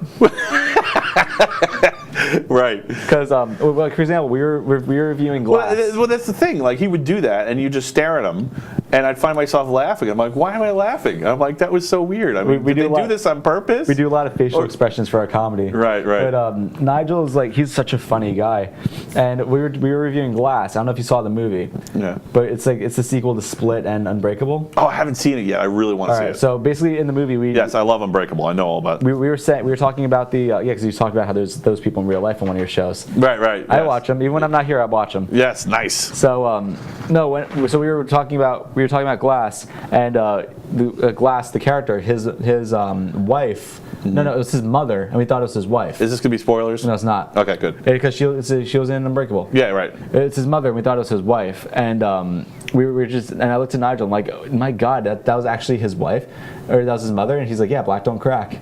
And I'm like, Okay. Wow, okay, just go there, man. Just that's fine. But Nigel, like, he has that really good sense of humor. I think what's also good. How far can I go? Let me just nudge the bumper right over the cliff and like, oh, we're gonna die. No, we're not. But also, what's good is that is like we also have that diversity in. Like, honestly, to me, that's the only redeeming quality of political correctness is that it gives you it gives you a line not to cross so that you can cross it because then it's funny. Yeah. Well, humor's always at the expense of something. Right. But like regarding that, like well, the source of humor is pain. Twain said that. Yeah. But like me and Nigel, like fortunately, since we have the diversity in our cast on the show, we can tackle reviews without like having to worry about political correctness involved in it. Right. Like Black Panther, for example. Right. I wasn't too much of a fan of the movie. Right. If I said that and I was on a show with just a white co-host, I would be crucified as racist. Right. You know, and I hate saying that because that's like. Well, it's kind of BS because all right. So the problem with that is that I know what you mean, and you're right. You're not wrong. You would have been crucified, depending if it was popular enough people heard about it. Yeah. But the problem with that is it assumes that people have no creativity. Mm-hmm. Further, it assumes that people our intentions are bad, and that they're not heading towards integration, and they're not heading towards compassion. Yeah, sure, go for it, man. No, I'm gonna do something lighter. I don't think I can handle that. I'm a wimp. Yeah. Political correctness drove us to drink here, people. This is serious business. By the way, I recommend this. I'm not sponsored by them, but it's $13 whiskey, and it's smooth as hell, and I would pay $30 for it. Really? And you can get 2 bottles of this for the price of 1 Jameson, and it's better than Jameson. I'm going to bring a bottle and charge you $30 for it. No, that's a business model. Oh, dear Lord, I screwed the cap. Oh, well. That's all right. You know what? It's a theme. It's not. You just have to drink the whole bottle because you can't put the cap back on or the cork back in. Yeah. Cheers, man. Cheers. Cheers. Yeah, I Want to try it? All right, I'll take a sip. Is that weird? Can I sip from your glass? All right. It's the gingers. It's nice, right? Oh yeah. Yeah, my face is on fire. Thanks for that. I'm a black with not black. I'm gonna coffee. I drink straight whiskey though. Really? Yeah. Nice. And it's terrible as a vocalist. Yeah, you know what? I'd say put hair in your chest, but I don't need any more hair, man. I'm good enough. I'm fine. I'm fine with that. I don't need any more hair, please. I look like a polar bear when I take my shirt off.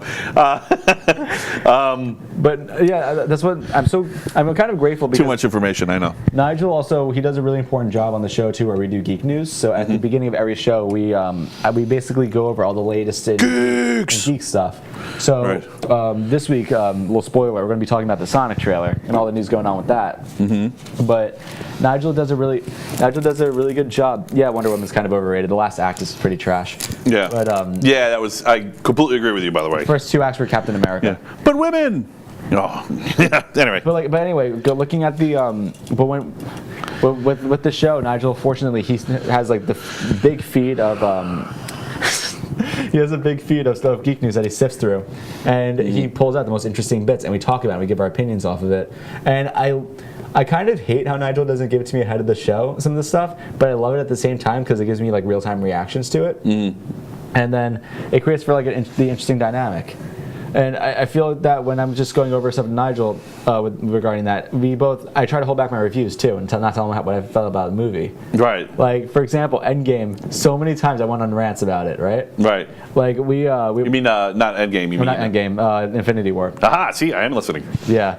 With Infinity War, I just had some opinions that I didn't like about it. I went over the top on the show, but in brief, basically what I felt is I didn't like how the movie was meant to only be seen once with drama that only builds up for one-time viewing, and I didn't think that it needed to be that long.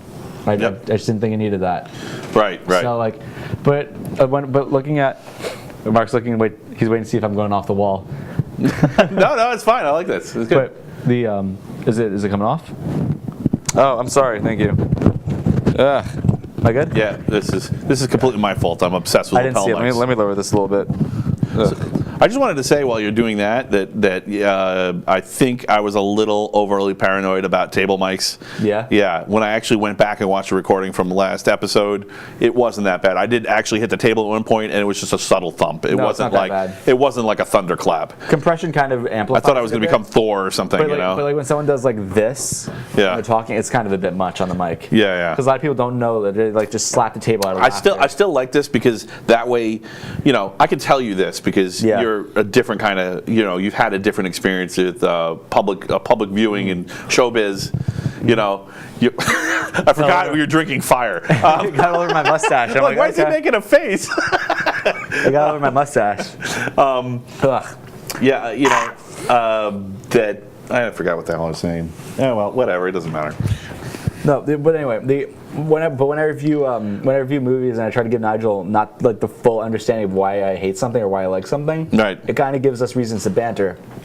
We could both like a movie, hate completely different aspects. Well, I think in that show, that's why I was asking about this, because I think in that show the banter is half the product. That's what I was going for. Right. Because I work really hard to find like co-hosts that I could banter with. Like tomorrow on Facebook, everything okay? Everything. So tomorrow on Facebook, or not Facebook, on Twitch, I do a stream called Steve Squared. Okay. Where I have a friend named Steve that I've been talking to for like 6 or 7 years. I met him actually on Xbox. Lilac has a math conspiracy, so I know what you mean. Yeah. I bought actually a shirt from this band called Steve and the Not Steves. I met the vocalist, and he said I'm not allowed in his band because I'm named Steve. Really? And he gave me a shirt that says Steve with the circle and a line through it. It's amazing. The t-shirts are already made up. You're not in a band. Yeah. we did the opposite of that. We got a guy into a band once by telling him the t-shirts are made up. You got to come. Jesus. Yeah, that wasn't the most mature thing. It didn't work out. He's a guy I met, but this is a guy I met on Xbox, and then we met in real life when I went up to Syracuse to visit him. And right. I didn't like Syracuse, but I liked the kid. And then we kept talking, and then now it's just kind of point. He's coming down to visit, and we're going to be doing a live session of Steve Squared on May 17th. Really? Awesome. Yeah. Cool. I'm looking forward to it. We're doing a live session of that. And you got to wear No Steve t-shirts for it. Oh, yeah. I'm getting him one. Nice. Because I met some really cool... I can't hate the local music scene because I've met some incredible people here. Right. It's just the way it works. I feel like I can work in different ways that can be a bit more productive. Right. I'm not saying I'm beyond it. I'm saying that I'm trying to circumvent it. Right. No, I hear you. I get it. And actually, the music scene doesn't. I'll be crucified for that. No. They should get it because the problem is, there's special financial attributes, particularly now compared to like the 80s or the 90s of Long Island. I mean, people who it's expensive to stay here. Yeah. So it makes people think about their career harder, and unfortunately, I think it panics artists sometimes into turning their back on their art. Well, also, it's like they're just like, forget it. I can't do this. I gotta go get a job doing something in a corporation in a cubicle farm. But you can be above any average artist just by caring, Right. If you give a crap, you practice your parts, you work hard to write really interesting riffs and interesting melodies and vocal parts and drums and whatever. If you focus on that, you get in the studio and you show that passion and you take your time with it, it's going to show. Success is really just getting up one more time, then you fall down. Yeah, I mean, I was always, ever since I was young, I never was a lyrics kind of guy, right? Whenever I listen to music, I listen to how things sound, so I can know the melodies by heart, and I can know the lyrics by heart. I won't really connect what the lyrics mean. And I know the guitar tones and everything. But ever since I was a kid, I listened to Tool growing up. That's one of my big bands. Right. My first album that got me out of I listened to Bon Jovi when I was 3. When I was 4 or 5, I started listening to Avenged Sevenfold.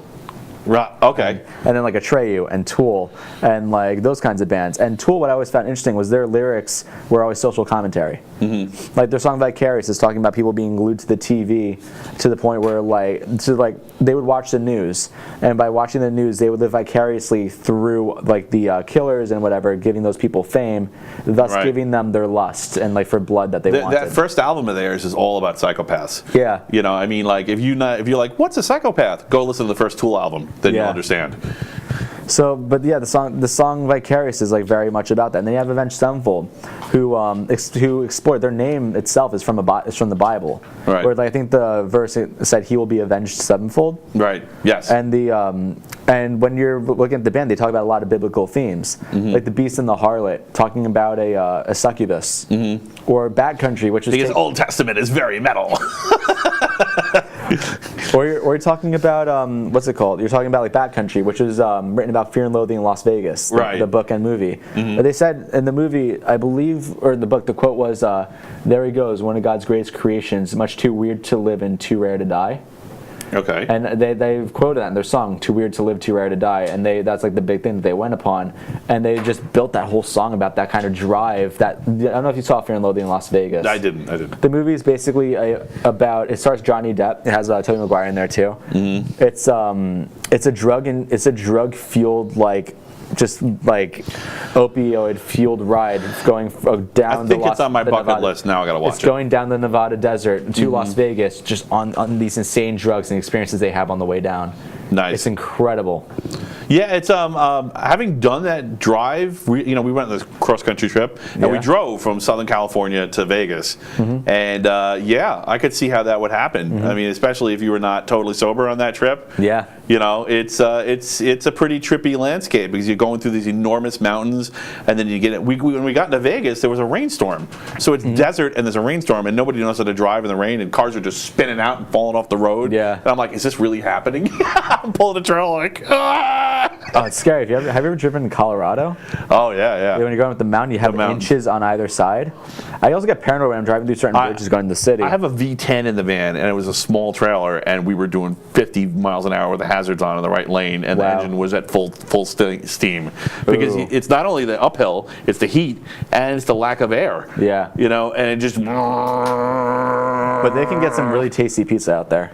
Yeah. Yeah, and in the Colorado, some of the best pizza I actually had was from Colorado.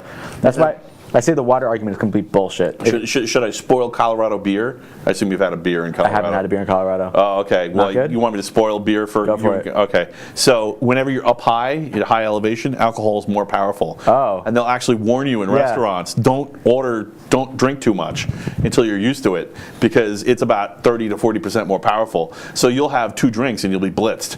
So if you're in the mountains. That's really interesting, because I know... If you really love alcohol and its effects, I think you can amplify them by going to the mountains. But I came to a conclusion that I personally made, and I have no visible proof to back it aside from anecdotal evidence, is I think that atmosphere is more important than the water when making pizza. Because I had this gorgeous slice of pizza when I was in Colorado, and it was incredible, some of the best I've ever had. I had 2 different types that were insane. They actually put honey on their crust. I don't know if you knew that. No, I didn't know that. But it's tasty.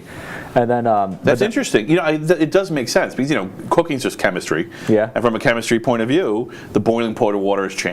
Yeah. So of course the way the dough is going to rise is going to change.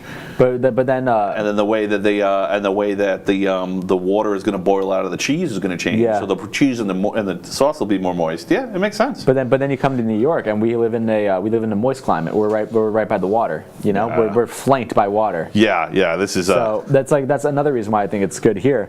So it's a nightmare. It's 90 degrees and it feels like you're in hell. People say it's our water, and granted, Vegas had some pretty disgusting water when I was there. Right. But people say it's our water, and I just don't think that's the case. But anyway, that's my mild pizza rank. Because I also said that was Scotch. People were like, Scotch. It's just a callback to the Rome. People say we want to think we're Rome. But people say that Scottish water is what makes Scotch like really smoky, and that's not the case. I doubt that. Yeah. Give me the exact method they made Scotch with in Scotland, and I will make it in Long Island, and it'll taste the same.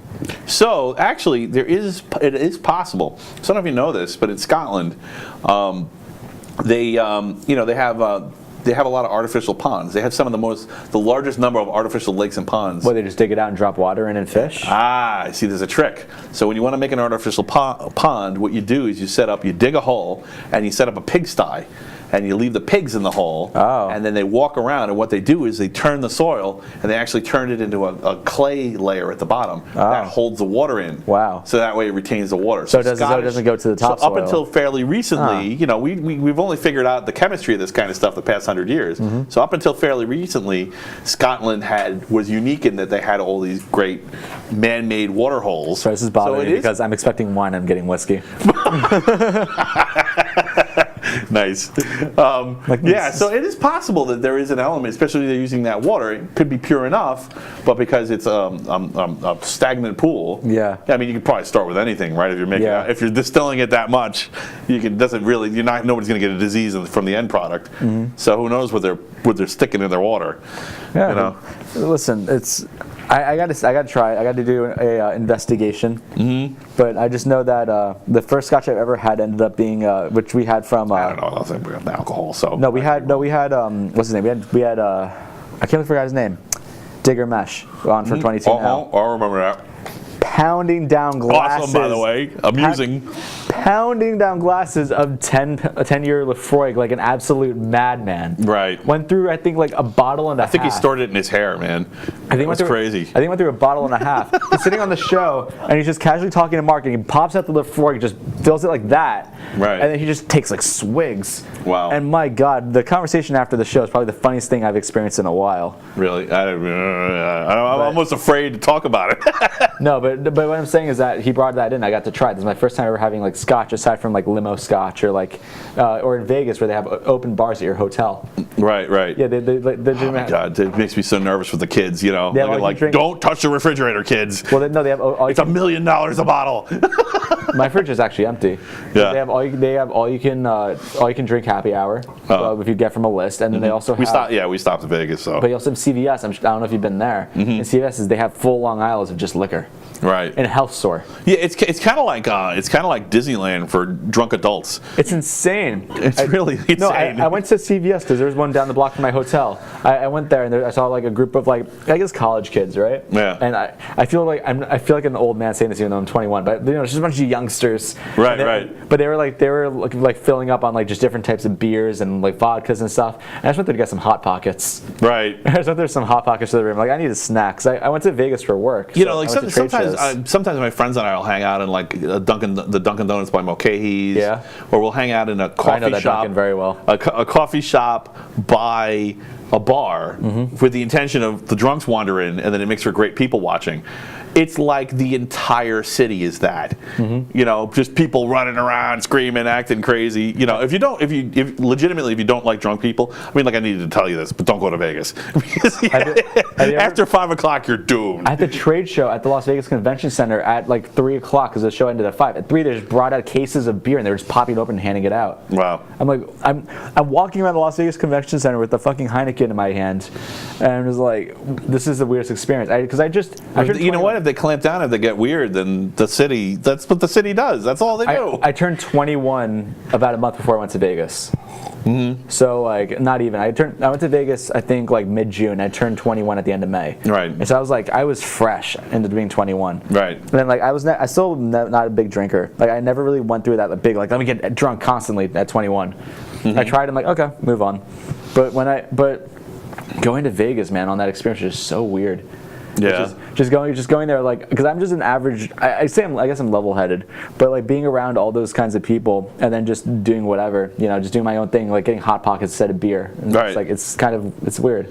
Yeah. But, it's a lot of fun. I wish if I never went to Atlantic City or Vegas or anything like that when I was young enough that I was single. Yeah. You know, I met my wife when I was really young, so yeah. You know, I kind of like missed out on the single life to some degree, but yeah, I mean, if I was single and you have the money and you're looking for a quick, easy, fun vacation, and you have money for that $7 withdrawal fee at the Vatican. Oh my God, the Mandalay. We stayed at Mandalay Bay, and yes, that Mandalay Bay, and the ATM $8.50. I was like, what? You know, it was crazy. God. Yeah, they really have a good racket going on there. Because I kept saying only 20. Only place in the country, by the way. Yeah. Yeah. But then I don't know if you've ever been to Little Vincent's across from the Paramount after a metal show lets out. That's a funny sight. Yeah. That's a really funny sight. Yeah. Because they come in because that's the only place open. So the drunk guys come in for because at Little Vincent's, what they do is they have delicious pizza on its own. But then they put cold cheese on top right as soon as it comes out of the oven. Okay, interesting. So apparently the reasoning behind that is so drunk people don't burn their mouth when eating pizza. Apparently that's the reason.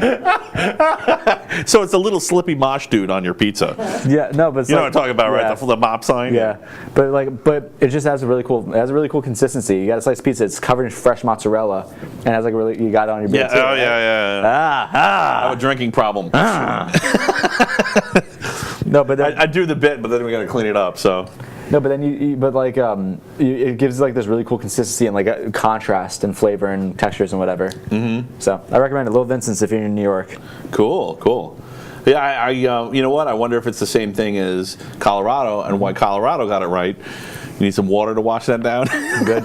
All right. right. That's a little scary. You know what's scarier is when it starts to. I think that's a subtle hint that people use to figure out how drunk someone else is getting. When the whiskey doesn't bother you anymore, It just doesn't bother me. then it's trouble, right? You know, Yeah. then you know they're starting to feel it. Like you Well- switch when you're at the switch to cheap alcohol moment. I'm actually. Okay, switch to the cheap beer. I'm surprisingly, one thing I noticed is like I'm under alcohol. I'm really so one thing that I guess is the case. Correct me if I'm wrong. If this is different for you, but I feel like alcohol amplifies your personality. It does. So like, I'm overly critical of everything. Right. So when I drink and I'm listening to music, I have like some really good mastering headphones.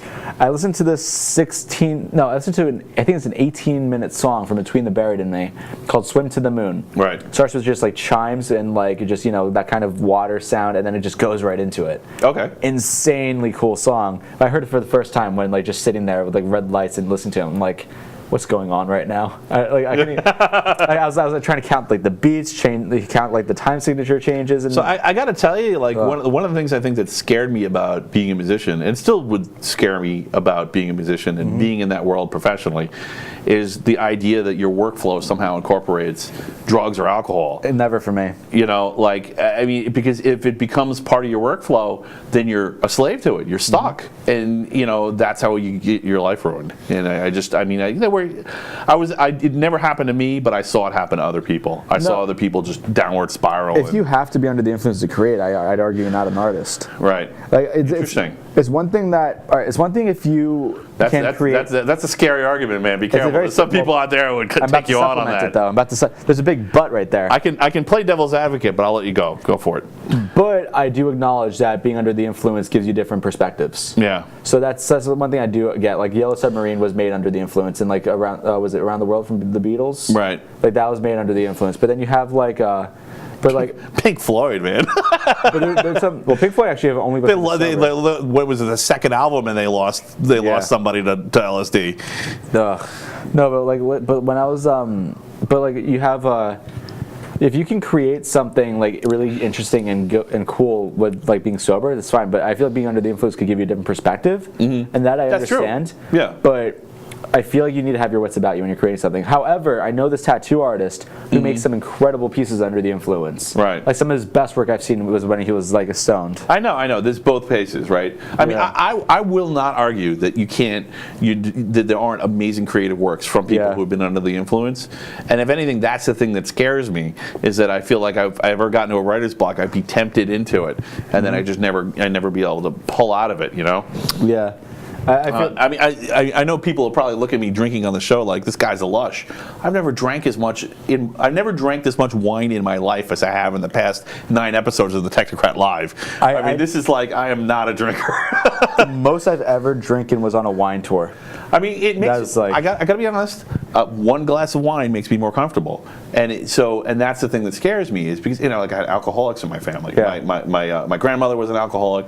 My mom was. Look who's getting opened up now. Yeah. Well, no, but it's you know what? I've always been from the perspective of privacy's dead, right? So people know this. If you ask around, you'd be able to find this out about me. There's nothing I'm saying on here that isn't already public because everything's public, more or less. I try to just get rid of it if I couldn't keep it public. If it, there's things that other people do are not my fault. So I could just keep this private, but why? My grandma was an alcoholic. Actually gave her cancer. She almost died from it. Jeez. And my mom, she was. She had some bad drinking episodes, and it scared her, and she just stopped cold. Yeah. Partly because of my grandmother, and also partly because of her own experiences. And so it's scary. No, it is. So far it's just been moderation, so I'm not worried. But you can get your antibiotics from it. It could go wrong. It could go really wrong. Next thing you know, it's I'm looking forward to the show just so I can have. It just there's so many stories in showbiz of that. Because it's scary going out for the people. There's a lot of risk. Like I was saying the other day, you gotta psych yourself up. I've got a successful career in technology, as a sysadmin. When coming out here, I'm taking a huge risk, doing this show, because I could say the wrong thing and I'm done. Right? Yeah. So you're saying about being politically correct. You're just criticizing a movie. You're saying, here's the thing. Here's the problem with Black Panther's cinematography. Yeah. And someone descends on you like the Four Horsemen, and you're done. Yeah. And it's like, but I mean, to me, I think that's something that it needs people like you and me Yeah. and other people out there to come out and just say, hey, criticism isn't hate. Yeah. Criticism is comes from a place of love. No, yeah, I agree with that. But But the point I was trying to get is that this is. It scares. I on the one hand, I like it. On the other hand, I'm scared by it. It should scare you, right? No, it should. It's like I get fully where people are coming from with that, but I just think that I don't know. I have like one glass if I'm like really either I want to sip at something or if I'm just like really needing something at the moment. Yeah. But I find it better to rely on your emotions. Music is my crutch. Right. That's how I've always been, man. Oh, okay. Like I had stuff where like that's really hopeful. I'm glad to hear that. Hear you come from that perspective. Yeah. That's where your go-to place is. Oh yeah. Regardless of what state you're in. Like I do something with my diaphragm that uses 100% of my vocal capacity, you know, and Mark listened to some of my tracks and was like, "Were you on drugs when you made this?" Well, I think Ozzy Osbourne brought Black Sabbath's first album and like played it for his mother or something, and she's like, "What are you on drugs?" But no, I just work really hard to put what's in my mind on paper. Because like, for example, you're like, let's say you're in a really bad breakup, and I hate going back to this, but it's the instantly most relatable feeling, either from a friendship or a relationship. You take that. You write guitar parts, you write whatever, you write vocals, you record it. Once you record it, it's out of your system, and it's on paper, and you can store it on a shelf forever and never look at it again. But those feelings are out of your body, and like it's just a library of like what you did during certain times. So this is interesting. This comes back to the thing we're talking about putting holes in your hard drives. Yeah. Are you hesitant to put holes in your hard drives? Like, what if there's a treasure on there that I've forgotten about? No, because I have really large capacity hard drives that I won't stop using unless they die. Do you keep bringing your data forward? Because data curation is becoming a huge thing in the IT industry. Like, how do you deal with 10 generations of computers worth of data sitting on one hard drive? Some of that maybe you don't want around. I build my own computers. Like I build computers for this office. Like I'm really like good with that stuff. Like one of the. Are you an AMD or an Intel guy or an Apple guy?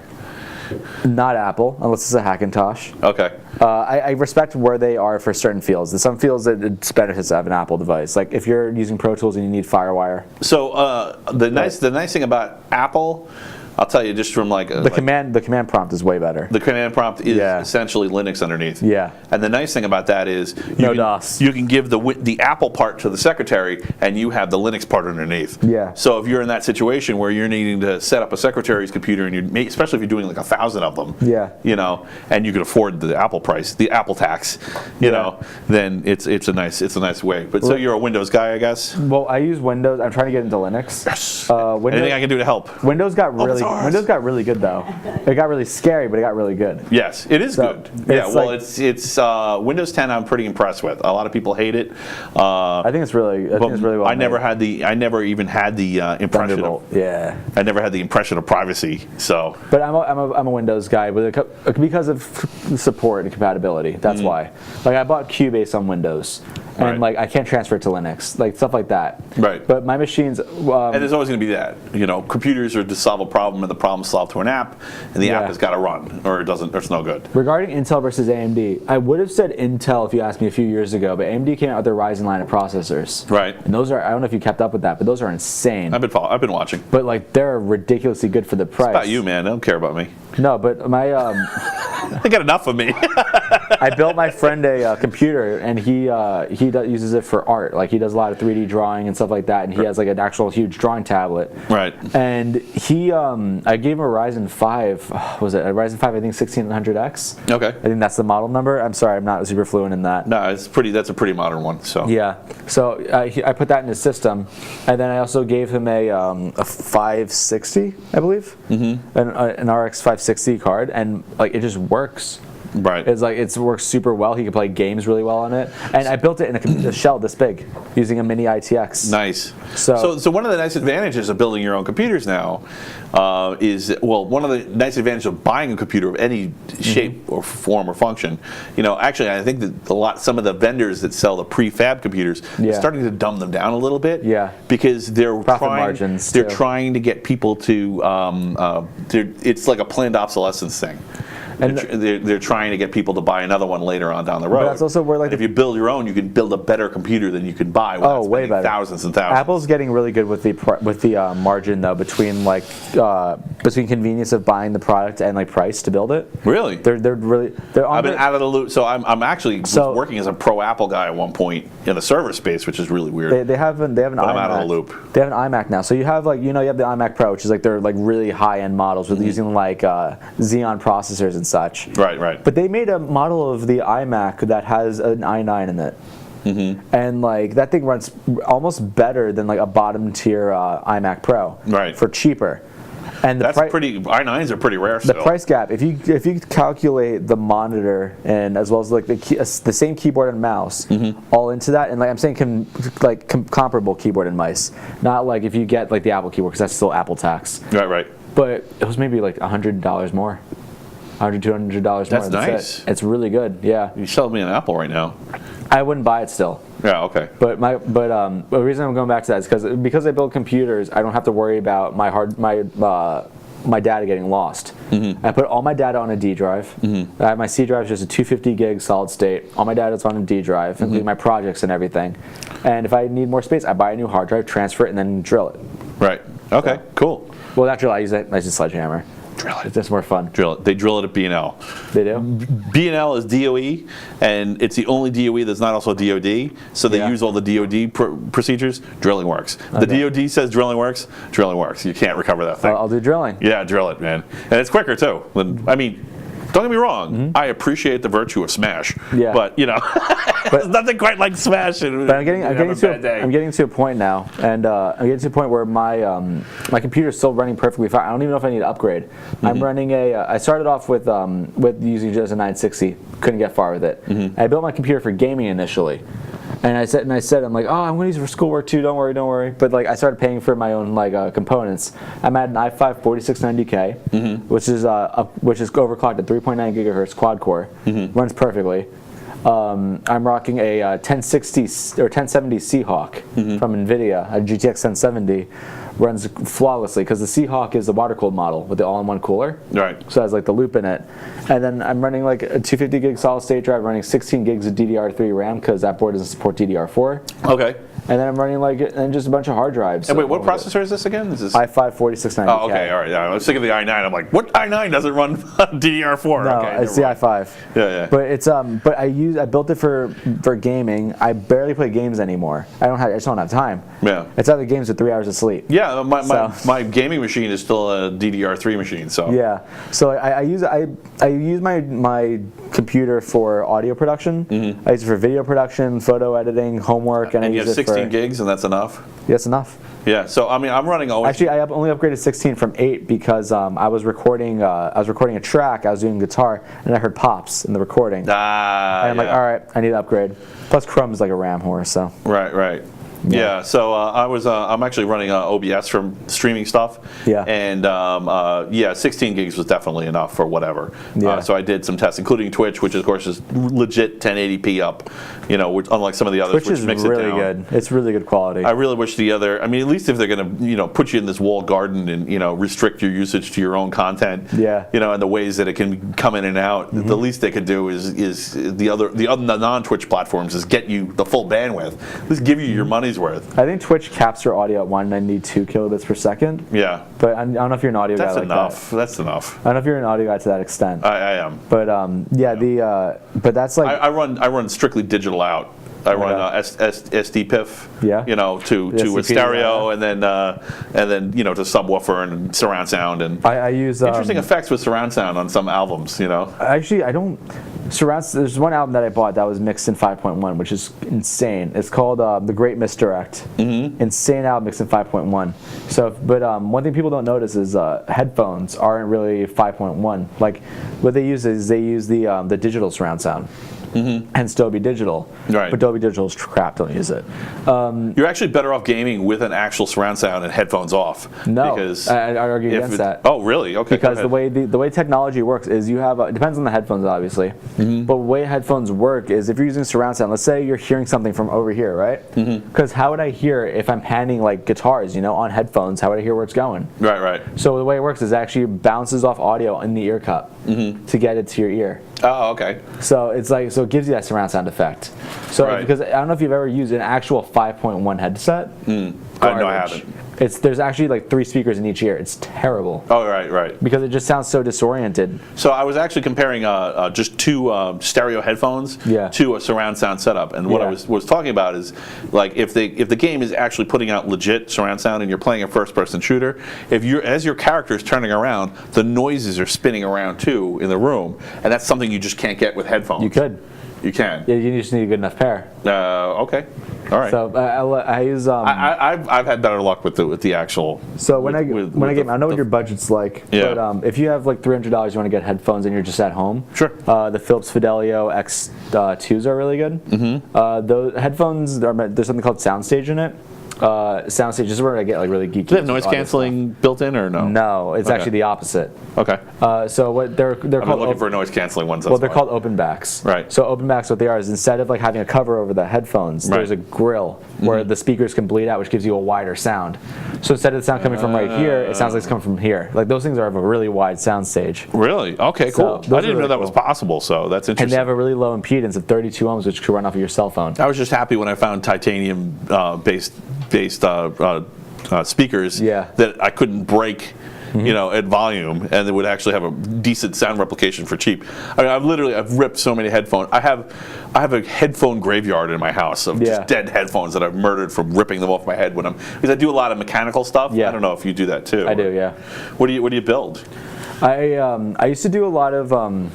When I did mechanical stuff, I did like a lot of props and things like that. Like when I was younger, I actually used to modify Xbox controllers. Oh, okay, cool. So like I used to take out the buttons and I used to take bullet casings that I got from the range, and I used to like use a Dremel that I got for her birthday. Okay. And I would cut up the bullet casings and I would fold it and put it into the controller. That's some spent casings, right? Yeah. Yeah. I had a friend. Oh, this is a great story. I had a friend in high school drilled a hole through a live bullet. All right, have a good night, Matt. Thanks for staying up to 4 a.m. for me. See you later. Thanks. No, he's not talking to me. I'm still here. I'm not leaving. Math, yeah. Matthias. Okay. Yeah. I had a friend drill a hole through a live bullet and then wore it on a necklace at school. And the next day everyone's like, "Are you?" He was insane. So yeah. He was very metal. He was beyond metal. He was. Oh God. He was on 11. Terrible. I'm not sure I think he was alive last I heard. So he's got to be. He must have been super lucky with that. Like. Yeah, he was. He knew where to drill it, but still, that's nuts. I mean, he was drilling it in the front where the actual bullet is, in front of the gunpowder. But I mean, so this is a bullet he was going like straight through. Yeah. Jesus. Yeah, I'm like, what? Yeah, the same guy got drunk and sawed off a piece of his finger, and then thought it was funny and came to school on Monday, and had a T-shirt on that said, see me get drunk, see me play with power tools, don't be me. It was awesome. Jesus. That was the same party where we opened up the fridge and it was completely full with beer, and he walked up and opened the fridge and went, "We're gonna be so wasted," and he meant it. Oh, okay. Yeah, we were young and irresponsible. One thing I also did is I actually used a 12 gauge shotgun shell. I cut off the metal piece on it, like of a spent casing, obviously, and I used it as a D-pad. Yeah. So yeah, I did cool stuff like that. That's cool, man. That was fun. And so you have you have a toolbox or a machine, like a drill press and stuff, or? Yeah, but honestly, I just got by with what I found. I did a lot of spray painting stuff too. Yeah, man. Sometimes that's the best way. But sometimes a lot of stuff that I do actually is like I do mechanical sounds for samples. Really? Yeah. Okay, cool. For one song, I needed a bed. I do what's called texturing. I think the blaster sound's just a steel cable. Yeah. From Star Wars. No, the blaster is actually a steel slinky. Oh, okay. And they take a metal mallet, and they hit it and go doo, like that. Okay. The frequency, it just goes down. It's a frequency sweep. Okay. But yeah, anyway, I needed texturing under a song, so I used my electric toothbrush and I recorded it for a bed. Okay. And then I ran it through effects, and I was able to get it to sound really cool, and it sounded like a just really massive like. All right, don't be Jackal though, No. One thing, I've also done things. I mean, it was a good gimmick, but it was a gimmick. I had to connect a 40-foot cable, and I brought my mic over to the washing machine. I was just banging on it to get samples like that. All right. Did it like really soft to really loud to get it like varying velocities. Oh my God, like stuff like that was really fun. But that's the extent I guess my mechanical stuff really went. What do you build? Oh, just all kinds of stuff. So I have a camping van that I brought on that trip. Oh, that's so I insane. totally built that up, and I had a ton of tools. I actually have toolboxes. I should probably not say this, but whatever. I have toolboxes in the back of the van, and they actually used the tools. It's basically a little workshop to repair either the van or we had like a blowout. It damaged the underside of the van. I had to fix a couple things.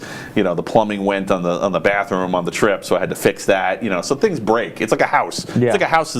When you have a trailer or an RV. Yeah, if you ever go on a road trip. I know people who live in the bus life. Yeah. I've seen people install like routers. Yeah. So like I probably, if they put a video up, I probably watched it while I was building, you know, for ideas.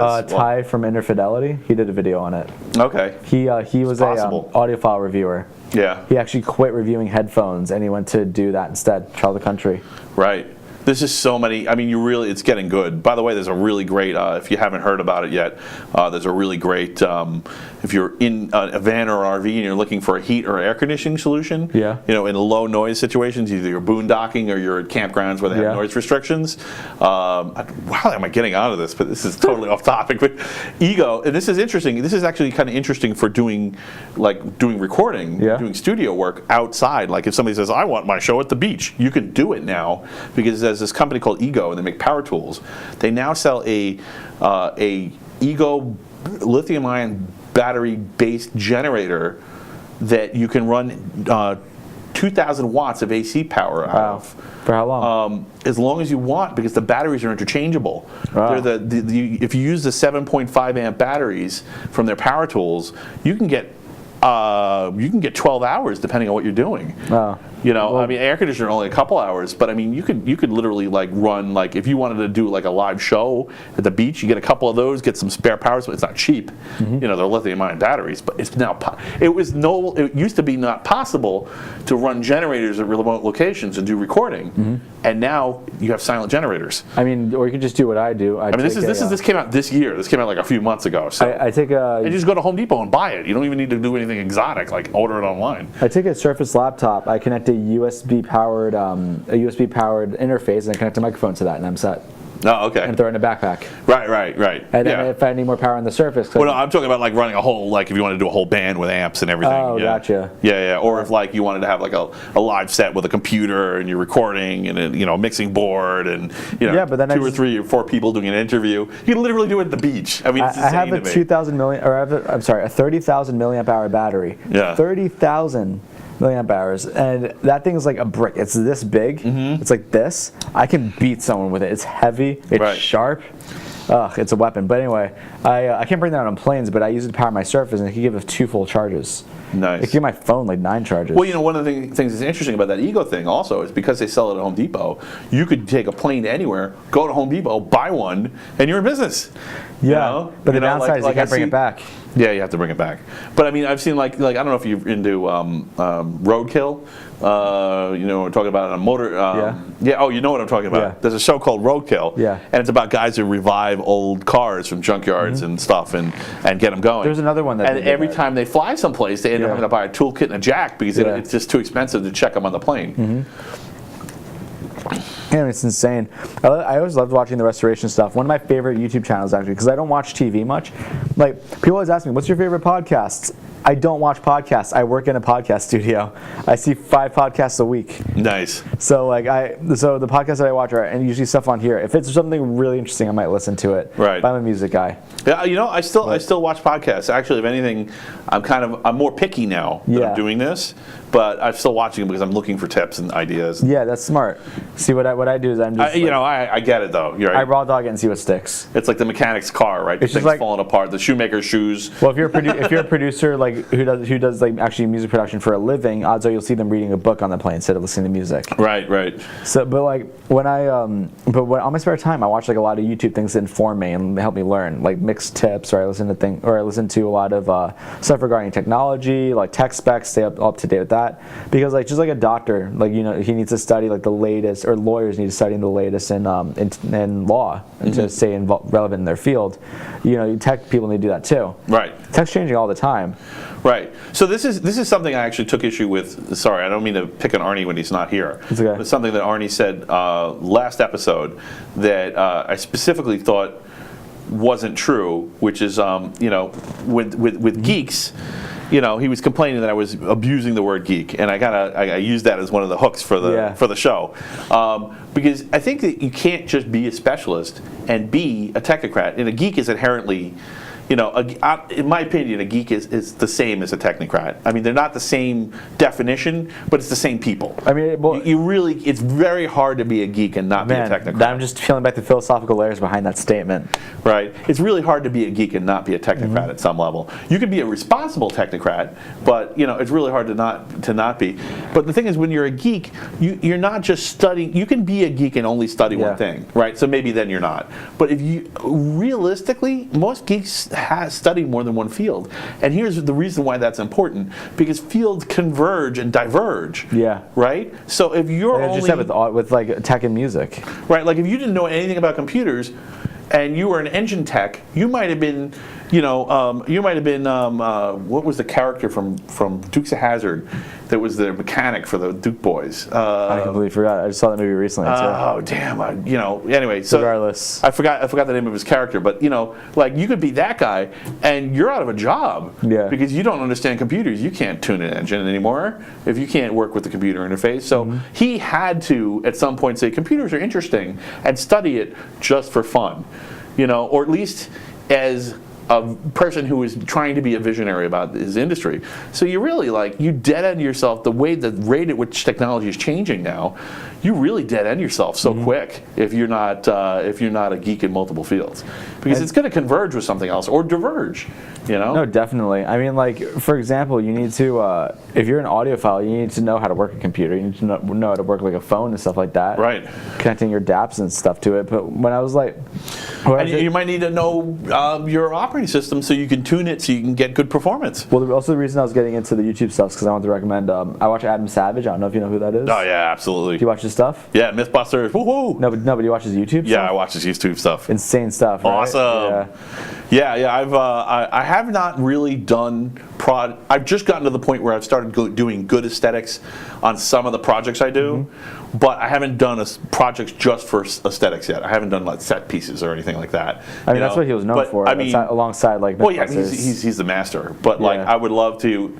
I would dream that at some point my shop will get to the point, my time and my skills in my shop will get to the point where I could do a tenth of what he does on that show. No, but there's like that was my inspiration to create. But there's this girl, I forgot her name. I got to find it for you after the show. But she, what she did is she was kind of like a female Adam Savage, but instead of making things that were like productive or helpful or nice, she made things that were just like sarcastic in a way. Okay. Like what she would do, for example, is like she would make a machine that would be like to help feed babies, right? Mm-hmm. But then what the machine would do is she would program it to do is the machine would do instead is just punch the baby. I know what you're talking about. And then drop the bottle on it. I think I actually shared that one on Twitter or something. Yeah, but she does a lot of things like that. Yeah. And that's like one thing she got famous for. Bad robot. Yeah. Bad robots she builds. But she's like automation run amok. They're so funny. The stuff that she builds. Yeah. Well, but this is. I mean, it's a social commentary on technocracy, right? Because I mean, a lot of people. I mean, people say this. Movies say this all the time, and some people are like, oh, that's not true, but it definitely is true. It's just not true all the time.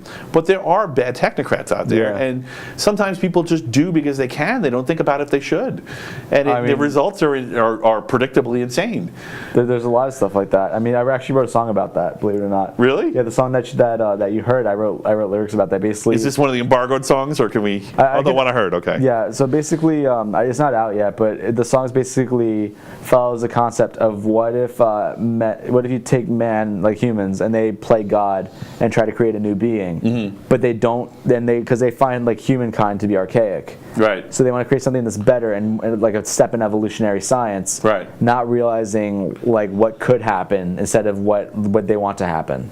Right. And that's the whole argument about the singularity. Yeah. I mean, every sci-fi geek is just chuckling to themselves whenever they read something in the press, and the press doesn't address the possibility. You know, again, you know, Like a Bitcoin? lot of AI isn't AI at all. It's just machine learning. It's just, you know, repetitious patterns, being really good at some kind of either pattern recognition or pattern creation. Yeah. But, you know, I mean, next step is legit AI after that. You know, Yeah. we're trying to get to a point where you can get a machine to reason. And also, like, And well, also, when we do that, oh my, you know, we just have to get it right once and we're done. Google passed the Turing test.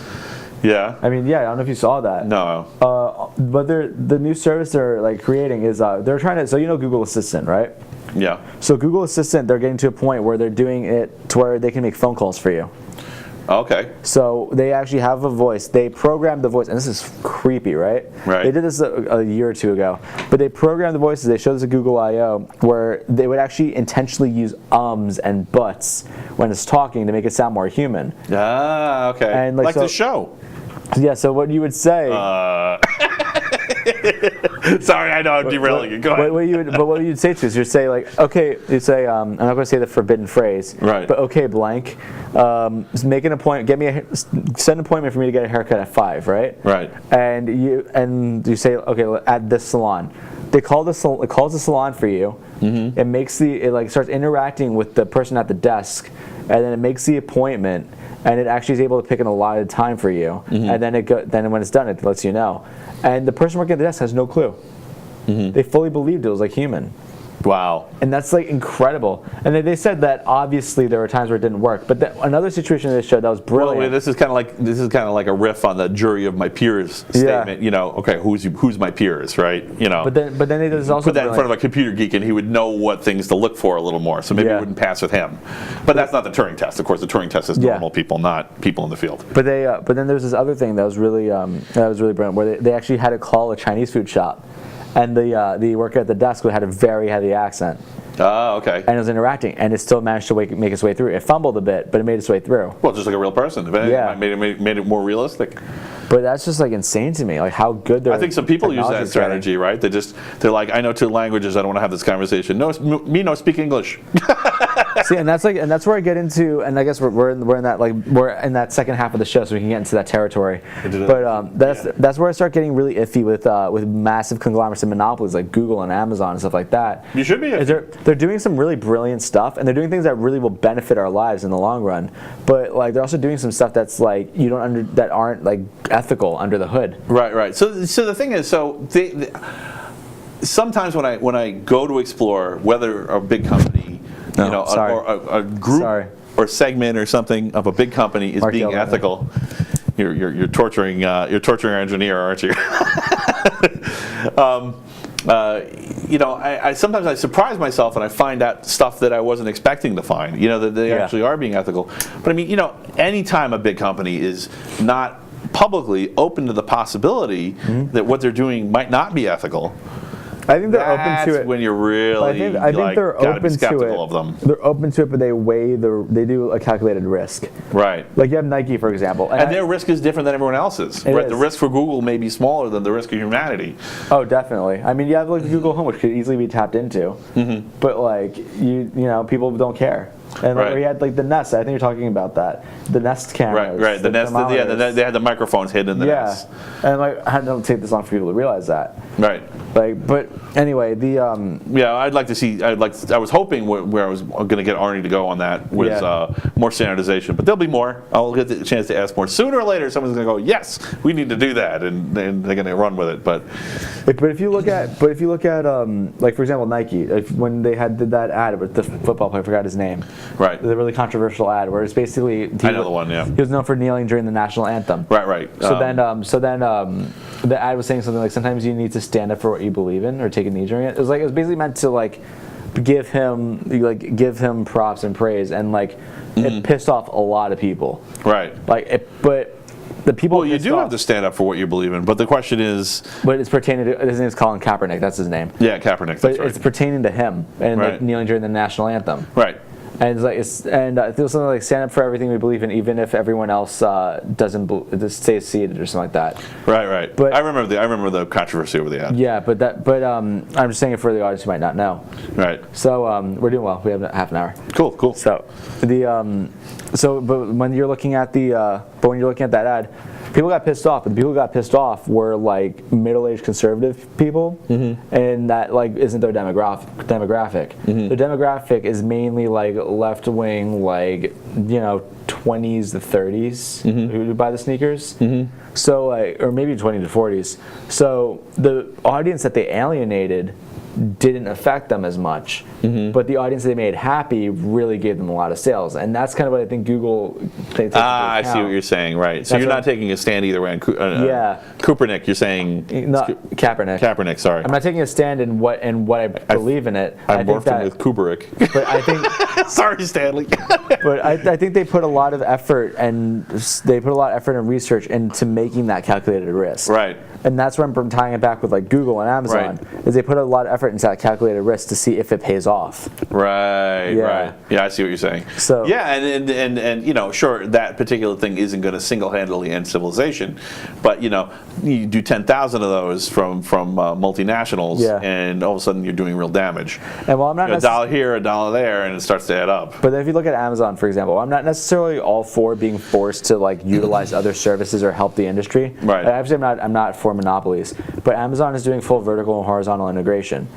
Like they're buying like planes to ship their products, and they're buying like new vehicles and stuff like that. I hate to say it, but I know a lot of people are scared by this, but I actually think it's smart, because I think a lot of Google and the Googles and the Facebooks of the world, to whatever degree they are not invested in physical infrastructure, are really going to suffer later, because I think the walled garden is going to have a sudden burp and collapse. I think Facebook more than anything, because Amazon doesn't need Facebook to exist. Right. But Facebook, like, I don't know, they're independent platforms, but I think regardless. Right. Humans need Amazon to exist to some degree right now. Yeah. We can easily shed Amazon. Yeah. But we can shed Amazon, but there's going to be a cost. There will be a major disruption to the economic behavior of the United States and the world. But everyone I know who like hates Amazon, I'm like, Amazon sucks, but 2-day shipping is great. Right. Like if you live in New York City, you're like on Christmas. If you forget to buy a present like days before Christmas, they will ship to you in 1 to 2 hours by taking the subway. That's incredible. Yeah, it is incredible. Absolutely. And like I was watching videos of their shops, and their shops they have it's on drones, like floor-mounted drones. They would lift up pallets and reorganize it based on QR codes on the floor. Reorganize the pallets to be the most effective method, and they would have like one aisle for like electronics, one for snacks, whatever. It'd be dispersed everywhere. Right. So you can have someone go in the aisle and grab it. Just as from a computer science perspective, I don't know if you know this, that's actually there is no algorithm to be 100% optimal. You can approach optimization, but you can't actually get there. That's why it's constantly changing. It's actually a variation of the traveling salesman problem, which is not solved. That's why it's constantly rotating. That's why it's not in a fixed location. Right. And also training helps with that, obviously. Now, what the problem that you can solve, and actually this is, you may not know this, but Walmart was really good at this in the 90s. Walmart was one of the first companies to fully digitize and put all the data from all its products and all its stores in a database. Yeah. So they were able to use shopping trends before anyone else was internally. They had their own IT department. They wrote their own database. They literally wrote their own tools because nobody else was doing. And everyone's like, why did Walmart take over? And the reason why Walmart took over is because they did that. Yeah. So, and a lot of people see them as this unstoppable juggernaut. And actually, in a lot of ways, these companies like Facebook, they think they're a one-trick pony right now. Really, they just have this walled garden, and they have an incredible social network, but that's their one trick. Yeah, it's arguably one of the biggest social media. And Walmart is suffering at the hands of Amazon right now. That's Facebook's fate if they don't start branching out. But the thing is, like with Walmart, like I wanted to buy a product from them. Walmart basically turned into eBay in the early days of eBay, when like you'd have so many like really risque products they wouldn't. Sketchy listings, So like Sears did that, trying to become like also, Amazon. But their employees just don't care either. Yeah. It's like I wanted to buy a keyboard, right? I only really go to Walmart. It's kind of like a last resort keyboard for me, or something like that. Like I wanted to buy the specific keyboard, wasn't sold anywhere else. Yeah. And I asked, there's 2 models. Razer is stupid. I'm glad I never bought that keyboard, because Razer, they said, hey, we can have this is keyboard. Exclusive? No, it'll be the Razer Black Widow Chroma. Okay. And then the Razer Black Widow Chroma X or something like that. and the average person would know the difference. The difference is pretty significant. Like the Chrome X would have like no backplate on it, and it had different fonts on the keycaps and stuff like that. But they wouldn't know. I'm like, well, what does the picture look like? And like, it has rainbows on it. I'm like, that's both keyboards because it's an RGB keyboard. Okay. But like, if I call the tech department, I kind of expect them to know that because the tech department's 3 aisles. So. Right. Well, you know, so I guess Walmart's hit their point where they're just not prepared to diversify anymore. You know, like where they've hit their saturation point. They just can't organize any better than they've already been. Their glass ceiling has made it bedrock. Yeah, they've hit their glass ceiling. I think. I always see Walmart existing. I mean, you never know. They might find I mean, they have the physical infrastructure that Amazon's desperately scrambling to try to build up. Not talking about tech, of course. Amazon's server infrastructure's you know, second to none, but their warehouse. I mean, yeah, I've used S3 servers. It's pretty good. Yeah. But with Walmart, the way I view it is I view Walmart as basically a really well-funded, oversized thrift shop. Or not thrift shop, but a dollar store. Because, like, you know, everything there is pretty cheap. That's like what they're known for. That's their gimmick. Right. It's not always the best quality for the price, but you kind of get what you expect for it. And there's some things I could really... there's some things you just don't care. You know, I just want the cheap thing. It'll work. There's some things I can only get at Walmart. Like when I was on the ketogenic diet, I got the test strips from there. I later found out it was kind of snake oil because like it measures the ketones that you burn, but whatever. But also, what I don't like about Walmart is that a lot of people don't know this. If you buy CDs from Walmart, they're censored. Oh, really? Yeah. Oh, actually, that's funny. I wanted to ask you about digital rights management. I didn't get a chance. What do you think about that? What aspect? Well, specifically about music, because I was wondering if you guys what aspect of it? Are you against digital rights management on CDs specifically? They had that thing where, they stopped doing it, so it's kind of a moot question.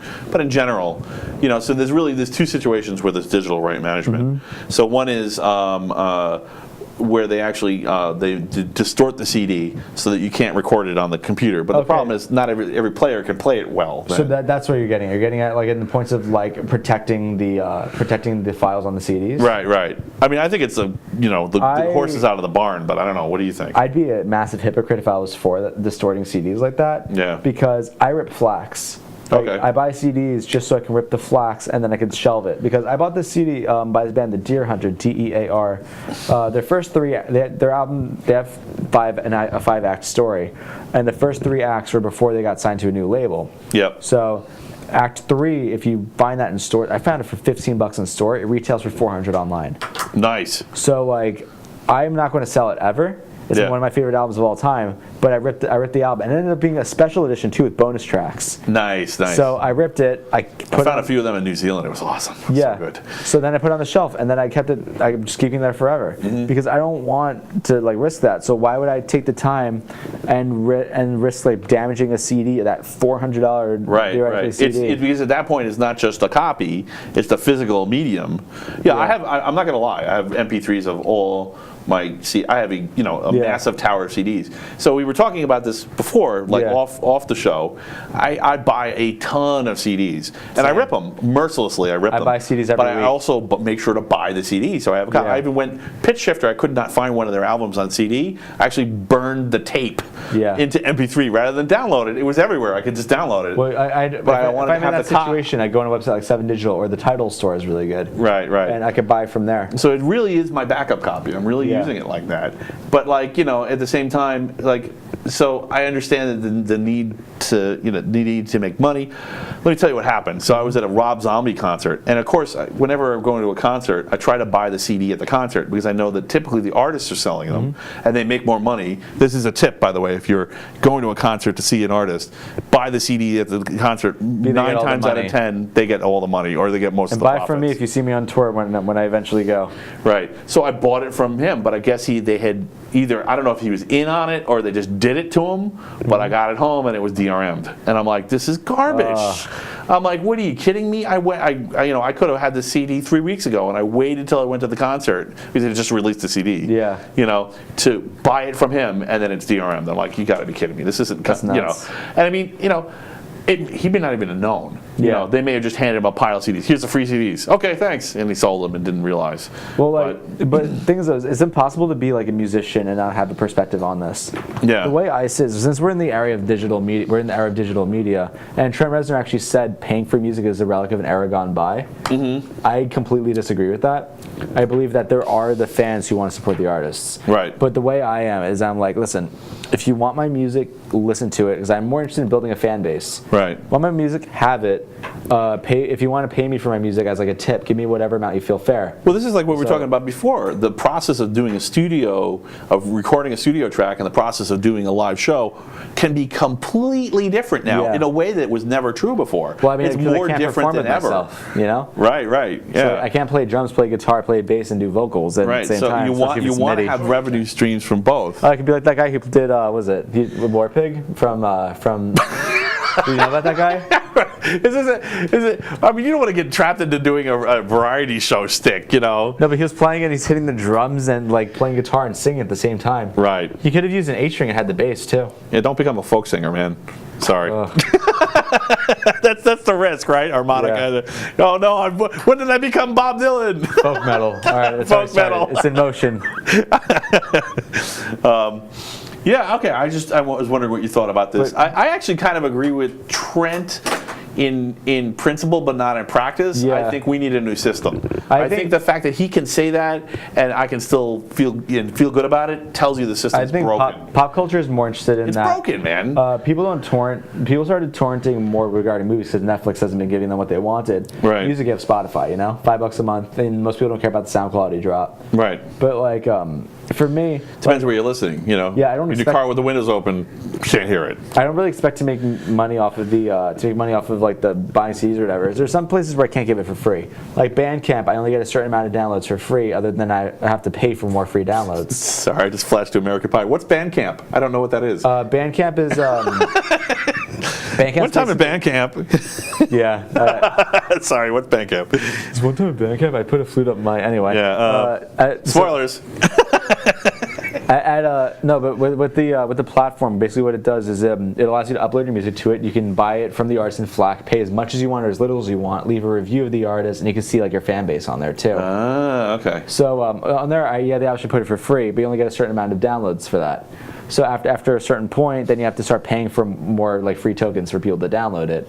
So I'm like, I'll make it $1. You know, get me a cup of coffee, and then we'll be set. Yep. Or if you go to Starbucks, a fifth of a cup of coffee. Right. I'd like a bean, please. Yes, give me some espresso, chocolate-covered beans. Cool. So, I was kind of curious about if you had any input on streaming strategy, because you've been so involved with this. Yes, I do. What works, what doesn't? What are people who are doing? If you want to get streaming? Noticed. Yeah, if you want to get noticed, looking at it from a perspective of SEO, looking at a perspective from, live versus versus lightly edited versus heavily edited. I think first of all, production social of music. media. I think that listen to feedback from your fans. If people say you sound better live than on your recordings, right, go for that approach more. Because I've seen bands, like especially some local artists, who get really crippled by their production because they try to overproduce things and it just sounds really like it doesn't sound right, Right. So listen to your fans with that. Regarding your strategy for like listens or whatever, social media, you need to have it. Right. I hate social media. I loathe it, but I need to have it. Right. If you have an Instagram, which is usually where like why do you loathe it? It's just work. It's like extra work, and you have to put like focus into an image. Like with marketing, social media. I'm telling you, man, Google was not like this 10 years ago. Yeah, they really are so much worse. If you look at marketing now, like a typical user, what they use social media for is just to flex, essentially, to show, hey, this is the luxurious life I'm using. I use it just to promote my music, man. Right. So like I use it for like vocals and stuff like that. If it's personal stuff relating to music, I'll post that. But one thing that I can't stress enough that's really important for Instagram, if you use it, is like focus. Like make sure you have like a really focused like theme going on, whether it's like color schematics or if it's like what you're posting branding. about. Exactly. You need a good branding strategy. Whether it's what you post about, your coloring, you need like, you don't want to post about like landscape in one photo and then you like playing guitar in another. So, kind of, you know? consistent presentation for each episode or image or you want song people to or be whatever. able to scroll through your Instagram and then feel like there's cohesion in it. Right, right. And then what else? So you're Conan the Librarian, is what you're saying. Learn your Dewey Decimal System. So what else do I do? I do. I put there's this app called Linktree. Linktree is basically it goes into your Instagram bio and you click it. And I sent it to you actually in the email before the show. Right. Where when you click the link, it shows a list of like whatever links you want. Right. So what I did is I put a link of wherever you can find me streaming. Mm-hmm. And then what's good is if you have the pro version of that, you can like track who clicked the link. Right. And like how many people clicked it when they clicked it. I know what you meant. when they clicked it, and then you can transfer over Spotify. We only clack here on the Technocrat Live. Most of your listeners are going to be Spotify, Pandora, or Amazon, or Right. Apple Music. Those are like the trifecta. Right behind that be Google Play, and then YouTube. Obviously, YouTube's up there. Right. You want to be able to, so when you upload your music, upload it like really early, like way before your expected launch date, and then submit it to Spotify playlists. Right. If you talk to a service and the service is like, hey, listen, if you pay us this amount of money, we'll guarantee you to be on this playlist. They can't. Yeah. Service, it's not possible for them to do that. Yeah, I've never paid for SEO and probably never will. No, but it's not even SEO. It's just them. Well, just any kind of cohesion strategy offered by Exactly. outside. I think that needs to be a shared interest for that to work. So when you put that on, It's one of the reasons I like this. I like Area 22. Yeah, you try to be. It's a family. Right. But also like we lend to each other. We can, and I think that's a smart strategy. But when you're on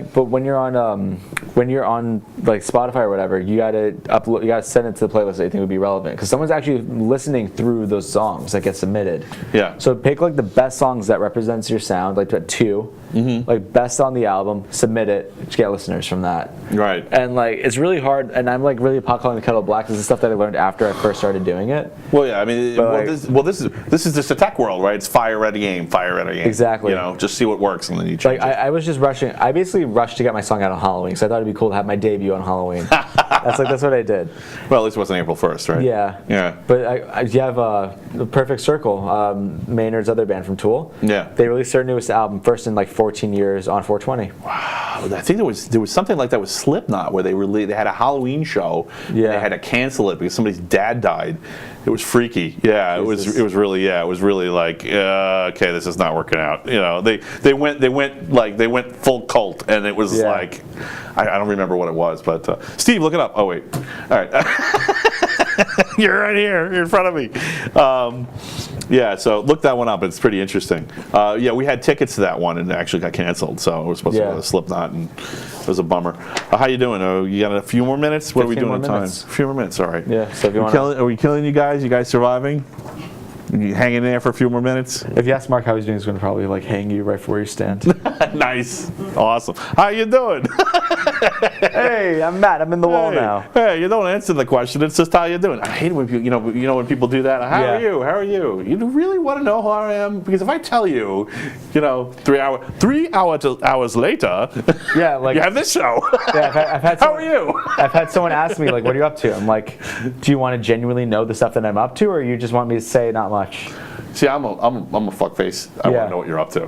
Like if someone says, I really do. Like if I say that, I want to know. Like you say to me, "What are you up to?" I'm like, "Oh, well, I'm composing this song. I'm trying to compose an orchestra right now for this thing. I'm like writing lyrics for this. I'm doing schoolwork. I'm doing all this stuff. Like that's everything I'm involved in." But they're just like, "Yo, can I borrow like $15?" Yeah. That's like what it comes down to. I just want to make them earn it. Yeah. All right, so my therapist for the next 10 minutes. Enjoy it. Nice. So, do you have any favorite gizmos? Like just like weird little gadgets? Yeah. Yes, I have this thing I actually saw when I was at the Vegas trade show. It was called the was called the coupler. I forgot the brand name of it. What it does is when you work with microphones, you know like how you have some that like are just a pain in the ass to screw on and off. Like because some need like just a typical mic like holder, and some need like to be actually screwed onto the stand. Yeah, I know what you're talking about. So this thing, what it does is it screws into the microphone, and on the stand you can just pull a lever and plop it out. Oh, nice. It's awesome. Right. So I have a couple of camera stands like that. Yeah. Yeah, where you just flip a lever and it comes right out. Yeah. Yeah, you're right. That's a total pain in the butt, especially if you're in a hurry. That's really good. I like a lot of like cables that can be retractable. Honestly, my favorite. I like. Well, I don't know. Is that wasn't obvious to me? That's but I hate having like a huge cable mess. Another thing, I got this from my brother as a gift. Better quality cables helps with that, right? Because you get the thicker cables, they bend more evenly, so they wrap better. Yeah. Another thing is I actually got this from my brother for his birthday a couple years ago. Was like a foot hammock. Right. Like it would go under your desk, and you'd be able to rest your feet on it, and like and have something to put your feet on instead of like on like your computer. Foot hammock. Yeah. That's awesome. That's really cool. You can get it for like $30. There's a great picture out there. I think it's on one of the fail blogs of somebody using the cables from the back of their computer as a foot hammock. Oh, actually, I have one gizmo that I love. Why does my computer keep breaking? I keep this on my keys actually. Ear protection. These are called eargasm earplugs. So I use these if I'm going to a concert and I want to use my in-ear monitors because those things are wired. That's a serious keychain, man. These are what they look like. Yeah. Basically, how they work is I'm going to get that hair off of there. They go. They have a filter right here, and it does, I believe, 23 decibels of noise attenuation on really on sound. And this filter actually allows you to still hear human voices at a normal volume. I assume the feature is that it doesn't distort it and make it sound like you're under the ocean. No, it's actually rated for high fidelity. I don't know how you can rate something for high fidelity for attenuation, but that's the thing. What was the name of it again? Eargasm earplugs. Cool, eargasm. That's They're nice. like $30. They last you for a year. So, but anyway. Yeah, I work with power tools sometimes, so you know. Yeah. Also, my little Freddy Also Krueger drums. keychain. Nice. Freddy Krueger key thing. I'm a horror fanatic, as you probably know if you watch my show. Yeah, that's cool. Yeah, you know, actually, I didn't even tell you my van has a Friday the 13th theme. I'll bring it one day. Yeah, I'll drive it here cool. one of these days and check it out. I picked it up on Friday the 13th, so that's why I just ran with it. Yeah. Yeah. Let's see. Is there anything else I wanted to ask you about? Yeah. So no, I think is there anything you wanted to talk about? Anything that you were super interested in? Nothing really. We're running out of time. Actually, we have 10 minutes left. Got 10 minutes left. Anything pop culture you wanted to talk as a topper? I mean, I guess just like what I'm listening to. I guess if we're talking music. Right, music or movies or shows or whatever. Well, the movies and shows go on my show. But, Right. For music, I've been listening Best to... show in the world? Your shows. Because we do that segment at the end where we do what we're watching. Right. But no, for what I'm listening to, the new Periphery album, Periphery 4, Hail Stan. Hail Stan. Yeah. What is that? It's like a joke on Hail Satan, but they did Hail Stan. Okay. And it made Billboard. Really? They opened the album with a 17-minute song. Okay. So that's a really good album, Periphery for Hail Stan. So you like shticks a lot with your music. I like when people You're a Zappa fan, when or they have fun with it. Actually, I've never listened to Zappa. really? People keep telling me to listen to it. Right. I Don't like you King eat that yellow snow? I like King Crimson. I hate Robert Fripp, and me saying any of those names are probably going to get us completely murdered by copyright. So Psycho Stick, check them out. I know them. Yeah. Oh yeah, they're great. I love those Really guys. cool. Isn't it like one of their songs? We ran out of recording time. Yeah. For one of their tracks. Yeah, just check out Psycho Stick. Basically, you just buy any album, and there's going to be something good on it for you. Ailstorm's another band like that. Do you know Ailstorm? Yeah. Ailstorm is pirate metal. Right. It's shanties with drop tunings and like the like kind of melodies. All right, pirate music. I like it. Pretty much. It's so great. So Ginger. It's the last one I want to mention. A lot of people don't realize about like heavy metal. I think so. They're all nerds. If you're in heavy metal, you're a nerd.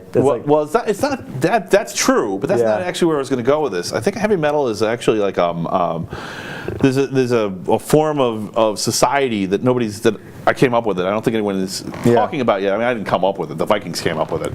But I think Vikings and heavy metal and motorcycle culture, not just talking about lone wolves, but guys that actually ride together. Motorcycles especially, too. And also gangs, too, but I'm not trying to lump badness into this. There's are psychopathic cooperatives, and the idea is that you have two modes of operation. You have the thing that you do in normal daily life, and this is coming from the Vikings. The Vikings were farmers. People don't think about them. Yeah, last show too. Yeah, they don't really think about it, and I think that this is a really important thing with heavy metal. There's a brotherhood that's in heavy metal that doesn't exist anywhere else, and I think it's actually a broader societal function that actually. I mean, I didn't want to find this. I didn't go out searching for this. Conclusion, and I think it's important to remember with music that when you have a society like that, people are connect. There's a brother. That's the reason there's a brotherhood in a pit. Yeah. Most people, when they see it depends what band. If they don't know metal, they see a pit and they go, "Oh my God, they're killing each other. Why are they doing that?" And it's like, no, we're just having fun. We're slam dancing, man. You know? I saw that progressive metal band Between the Buried and Me toured with progressive pop and progressive rock band, the Deer Hunter. Right. Very different bands. The Deer Hunter is very like orchestral and like upbeat. And Between the Buried and Me are just straight metal. Like they just constantly scream. Deer Hunters never screamed in their music. Right. And when they played together, they did covers of each other's music. It was really cool. Live, you see the pit open up for Between the Buried and Me, and the Deer Hunter fans are just leaving. They're like, I can't handle this. Right. But that's interesting. Well, this is what I was saying before about people who are like, show me the brutal reality, and people who just want stuff that's uplifting. Yeah, but going back to you, it's not really uplifting. The story's kind of dark. Right. It's about like this kid whose mom's a prostitute in the brothel / church. Okay. Sounds like Manson. Yeah. And and then the mother burns down the church and leaves, and then to the kid on the riverside, the kid goes back into town. And who is this again? This is the Deer Hunter, DEAR Hunter. Okay. Because there's deer as in like the animal. Okay. So. But like basically the kid falls in love with a prostitute, gets mad at her for being a prostitute, falls out of love with her, goes to war instead because this takes place around World War I. Okay. Runs for mayor, and then like the mayor, he gets discovered by like that guy who runs the brothel called the Pimp and the Priest. Oh. It's pretty insane. That's insane. There's like a lot of like plot going on there. I was definitely gonna check that out. 5 albums. So anyway, what I was saying is that they're very different bands. They're not like super uplifting, but when I'm going into like when you're talking about metal has camaraderie and based in its obscurity. Right. Metal as a genre, everyone knows it exists. Mm-hmm. You won't find one person that doesn't know what metal is. Right. But metal artists are bathed in obscurity. The most successful metal artists won't be as successful as like a mid-tier pop artist. Right. Because like people who are metal like realize we've hit our glass ceiling. Metal fans are generally more passionate for what I've seen. Mm-hmm. Like they're much more involved in something. And the camaraderie exists though if you're listening to obscure bands in general. Like if you listen to the Deer Hunter band, if someone else tells you that they listen to them, or like to Baragos, and someone else is a fan of that band, like you're probably going to find a friend instantly. Like that's like how that kind of stuff works. Interesting. Yeah. Yeah. Now I want to check them out just to figure out how the society works. Yeah, it's really because that's like where I was totally viewing a different side of music like what you did, and then I found that community of people who like for example, someone couldn't afford to go to a concert, like they had to sell their ticket. What someone in that group did is they paid out of pocket for their ticket to go to the show. Mm-hmm. Or like they paid for someone's like copy of like their new EP to listen to it because like they just don't want someone to be deprived of music. Right. And like the band are heavily involved in like the groups and everything. It's really like a cool community. Right. Being involved with that. Yeah, I'm convinced that I don't want to get into another thing. Is there anything that you want to say for your solo stuff, for your band, or any shout outs or anything like that before we close? Yes. Well, first I want to say go ahead and like Area 22 Productions on Facebook. Yes, please. Give us a subscribe on YouTube. Follow us on Twitch. Super subscribe to us on patreon.com/area22. And I didn't. What should they do when they get on Patreon? Send $1 for a cup of coffee, yeah. Or okay. And then from there I have my stuff. I have Elisions coming out. Go like us on Facebook, ELISIONS. Right. On Instagram, I'm Drakentas _DRAKONTAS, and you can listen to my latest single, Baptism of Earth, on there. For Elisions, I don't have anything released yet where I'm on vocals. Right. So you'll be listening to their old vocalist. So you're going to link to all the stuff also in the description, right? Yes. Definitely send out links because. I'll email them to you. Well, no, not to me, to them. Yeah. Yeah. I'll take them too. But yeah. But anyway, that's everything you can find me at. If you like metal, if you like industrial stuff, give it a listen. Thanks so much for being on the show. I really appreciate it. Steve May. Matt, last name. Newhall. Newhall. That's right. Yeah, you know what? It's not your fault. I actually never say my name, so Matt Newhall, the Technocrat Live. Matt Newhall. See you next week. Live. Gute Nacht.